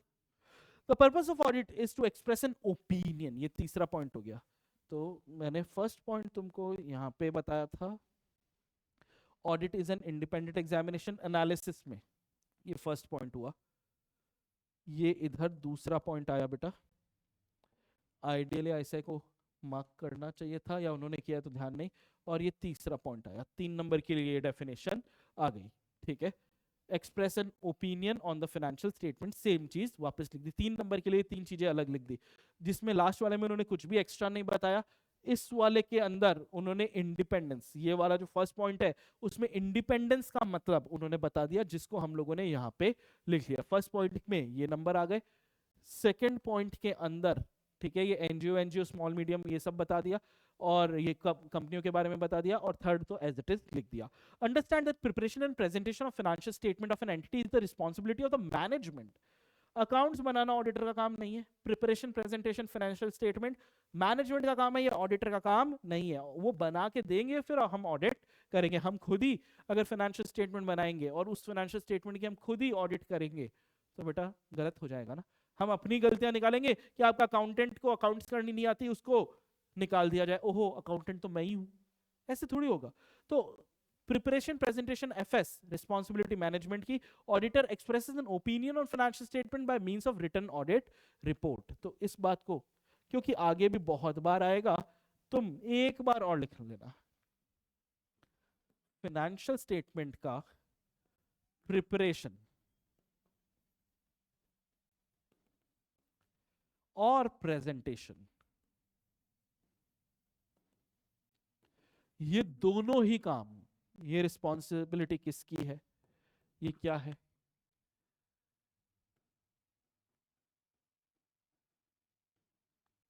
ये किसकी रिस्पॉन्सिबिलिटी है भाई? सर ये रिस्पॉन्सिबिलिटी है ना मैनेजमेंट की है। MGT लिखता हूं मैं मैनेजमेंट को शॉर्ट में, मैनेजमेंट की जिम्मेदारी है। क्या सर ये ऑडिटर की जिम्मेदारी हो सकती है? ठीक है, ऑडिटर की जिम्मेदारी हो सकती है क्या सर? ऑडिटर बना दे अकाउंट्स? नहीं सर, ऑडिटर की ये जिम्मेदारी नहीं है। जिम्मेदारी किसकी है? मैनेजमेंट की है। मैनेजमेंट ने फाइनेंशियल स्टेटमेंट प्रिपेयर किया, प्रेजेंट किया। जैसे प्रेजेंटेशन का भी तरीका होता है, तुम कंपनी फाइनल अकाउंट्स बनाए हो, तुमको पता है प्रेजेंटेशन का तरीका होता है, उसके हिसाब से प्रेजेंट भी उन्हीं को करके देना, ये हमारा काम नहीं है। ठीक है, और ऑडिटर क्या करेगा भैया? फिर ऑडिटर की क्या जिम्मेदारी है?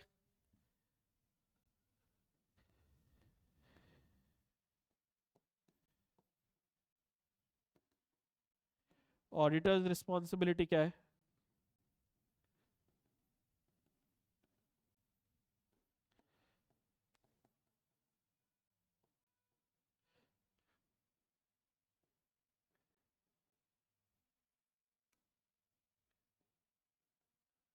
ये ओपिनियन भी बेटा क्या हर शेयर होल्डर के जाके फोन करके बोल सकते हैं, सर सर सर ये मेरी ओपिनियन है? ऑडिटर हर एक को फोन कर रहा है? नहीं रे। ये एक्सप्रेशन भी कैसे होगा?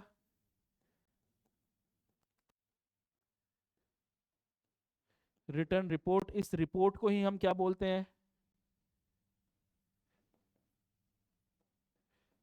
इसको ही हम क्या बोलते हैं? ऑडिट रिपोर्ट बोलते हैं। उम्मीद कर रहा हूं दिख रहा है, हाँ दिख तो रहा है।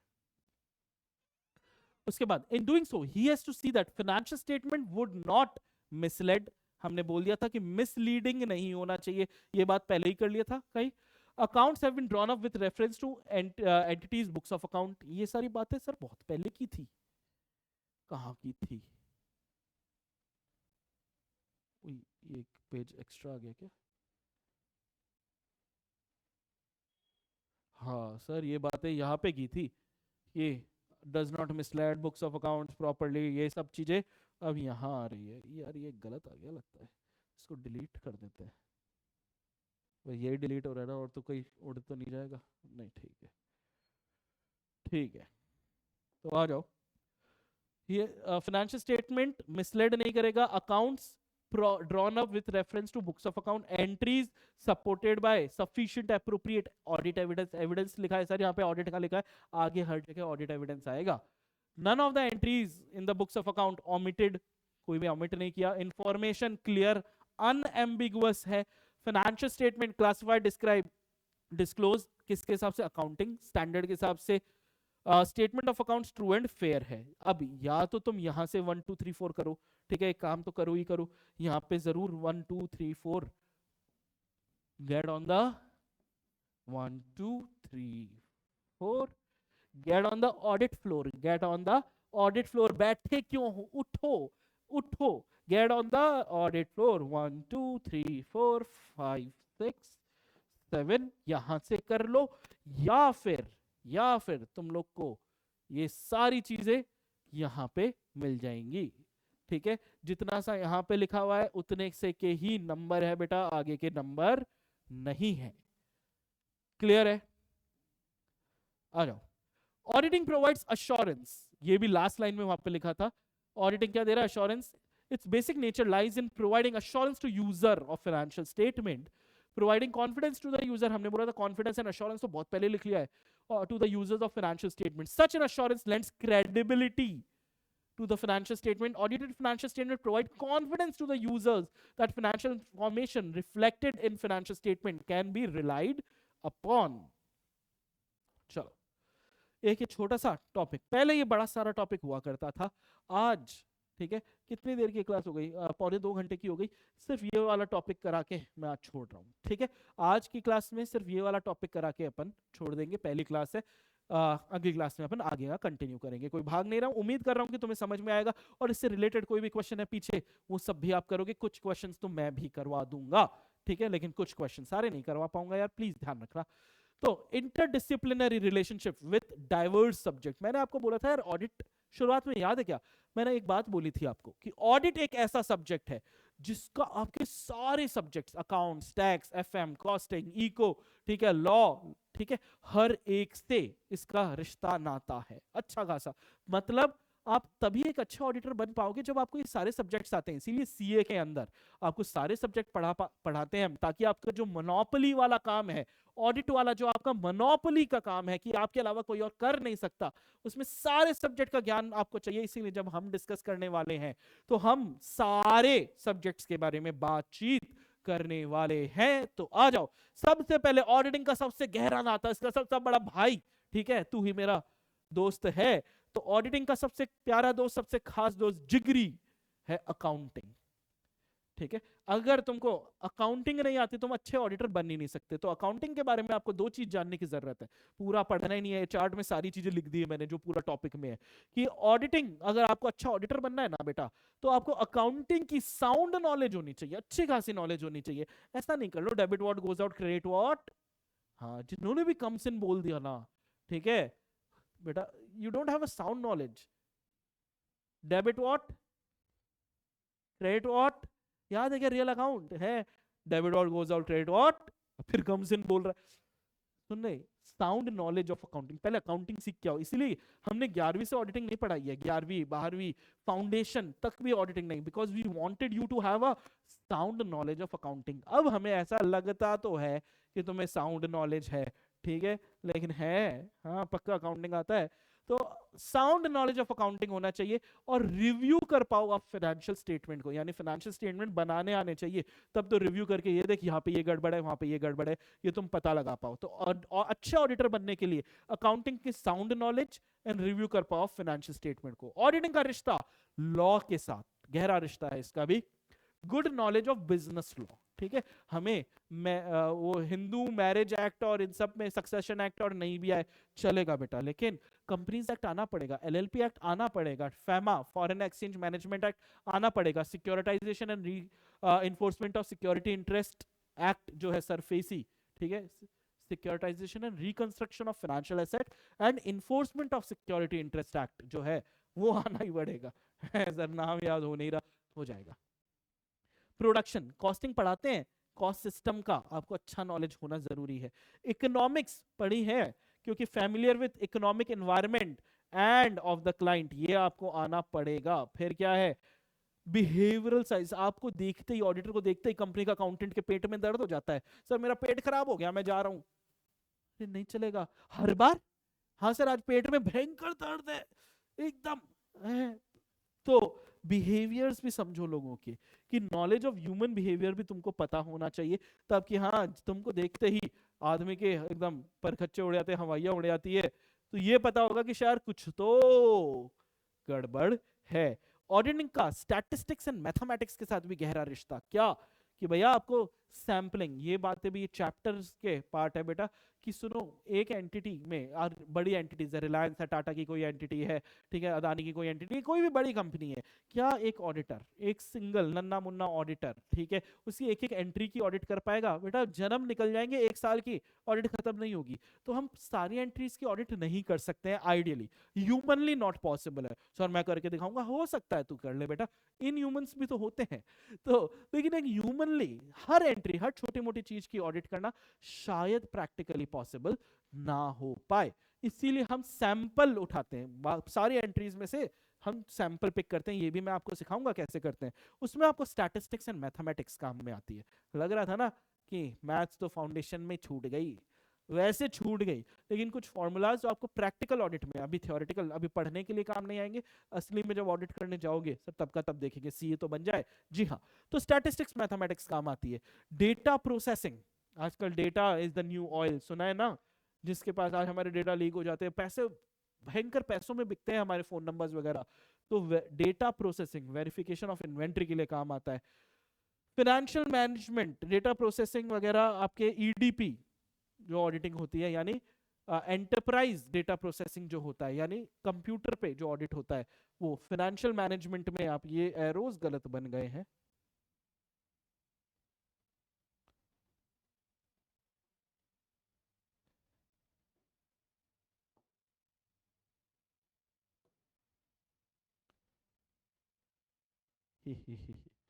बच्चे को क्या ही पता लगेगा। चलो, तो फाइनेंशियल मैनेजमेंट भी हम आपको सिखाते हैं, working capital management, funds flow, ratio, capital budgeting, ये सब सिखाते हैं ना, सबका रिश्ता ऑडिट के लिए है बेटा। पहले फिर भी इस पे आईसीआई ने अच्छा कंटेंट दिया था, अब तो कंटेंट सारा ही उड़ा दिया है, तो एग्जाम में आने की संभावना ना के बराबर है। आओ इसको आज यहां से कंप्लीट करते हैं। इंटरडिसिप्लिनरी नेचर ऑफ ऑडिटिंग, ये हो गया हमारा ICI.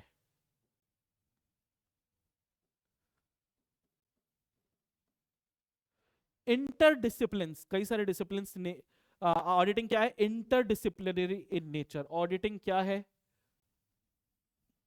Interdisciplinary in nature. Repeat, auditing क्या है, इंटरडिसिप्लिनरी इन नेचर। ऑडिटिंग क्या है, इंटरडिसिप्लिनरी इन नेचर। ठीक है, इंटरडिसिप्लिनरी बीइंग द कीवर्ड यहाँ पे। ठीक है, फिर MCQ 1 number, it draws from diverse subjects. कौन कौन से सर, अकाउंटेंसी में से ऑडिटिंग का संबंध है, लॉ है, बिहेवियरल साइंस है, स्टैटिस्टिक्स है, इकोनॉमिक्स है, एफएम है, ठीक है, और कॉस्टिंग वगैरह भी है, डेटा प्रोसेसिंग भी नहीं लिखा। ठीक है, since audit of financial statement is concerned with financial information, a sound knowledge of accounting principles is a fundamental requirement for an auditor of financial statement to conduct audit and express an opinion. Similarly, good knowledge of business laws and various taxation laws helps the auditor to understand the financial statement in a better way in accordance with the applicable laws. Bakwas. During the course of audit, auditor has to interact with lot of persons for seeking information and making inquiry. अब ये सब चीजें inquiry आगे पढ़ाऊंगा कैसे करते हैं। This can be done only if one has knowledge of human behavior. Auditor use statistical method to draw sample in a scientific way. इसीलिए वहां पे sample मैंने पहले ही लिख दिया. It is not possible for an auditor to check each and every transaction. So use of statistical, मैंने बोला हर transaction को हम नहीं चेक कर सकते, ये मैंने बोल दिया था, ये यहाँ पे लिखा हुआ है. Use of statistical method to draw samples for conducting an audit is made. आगे के chapters में पढ़ने वाले, अभी दिमाग नहीं लगाना है.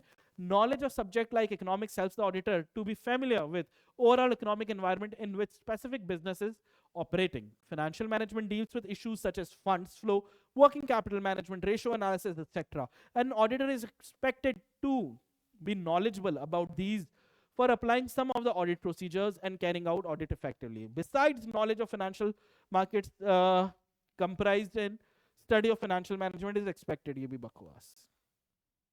ऑडिटिंग का रिश्ता, अब देखो आईसीआई ने क्या किया, ऑडिटिंग के ये सारे रिश्ते दे दिए. आईसीआई ने क्या किया, ये आईसीआई का चार्ट है, ऑडिटिंग ने ये सारे रिश्ते दे दिए. मेरे चार्ट में मैंने क्या किया, ये ही रिश्ते दिए, लेकिन जो अंदर के ये जो पार्ट्स थे ना, जो शायद हमारे पास समय नहीं हो पढ़ने का, मैंने हर रिश्ते का वो पार्ट यहां पे लिख दिया.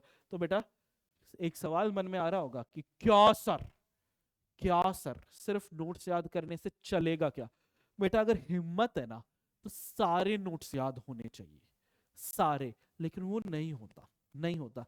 नोट्स को जितना याद करने की कोशिश करो, नोट्स को करो, याद नोट्स ही करना है, मैंने पहले भी बोला था, लेकिन आईसीआई की 1-2 बार रीडिंग करेंगे.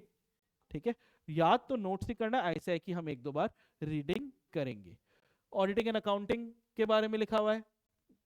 Auditing reviews the financial statement which are nothing but a result of overall accounting process. Auditing law, good knowledge of business law. Economics, familiar with overall economic environment. Behavioral science, knowledge of human behavior is essential. Statistics, expected to have knowledge of statistical sampling. Data processing, EDP auditing in itself is developing.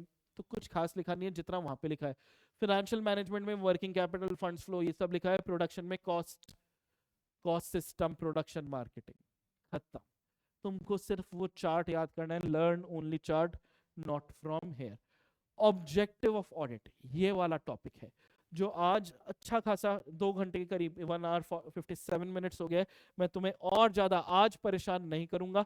ठीक है, इस topic से मैं कल जो हमारे next lecture है उसमें आपसे बात करूंगा. मेरे प्लानर के हिसाब से कोई बात नहीं बेटा, जो मैंने प्लान किया था कि इतने समय में आपका होगा, इतने में नहीं भी हुआ तो भी बहुत जल्दी होगा. शुरुआत में जरूरी है एक बार मैं तुम्हारे को जो है वापस से मैं यहां पे लेके आना चाहता हूं. तो मैं याद होना चाहिए कि जो नोट्स हैं उनको याद करना है, आईसीआई कंटेंट को 1-2 बार रीड करना है, क्वेश्चन आंसर तुम्हें खुद करने हैं. लेकिन क्योंकि फर्स्ट टाइम है, ठीक है, इसीलिए कुछ मैं भी कराऊंगा। जनरली मैं फास्ट ट्रैक में नहीं कराता, लेकिन डिटेल्स तुमको करनी पड़ेगी। फास्ट ट्रैक है very focused, during the class में क्या क्वेश्चन बन सकता है ये जरूर बता रहा हूं, ठीक है। फास्ट ट्रैक में इतना तुम्हें करना है। उम्मीद करता हूं तुम्हें आज का लेक्चर जो है बेटा उस समझ में भी आ गया होगा, और हम मिलेंगे आगे, ठीक है, हम मिलेंगे एकदम आगे। आज के लिए इतना ही, थैंक यू सो मच।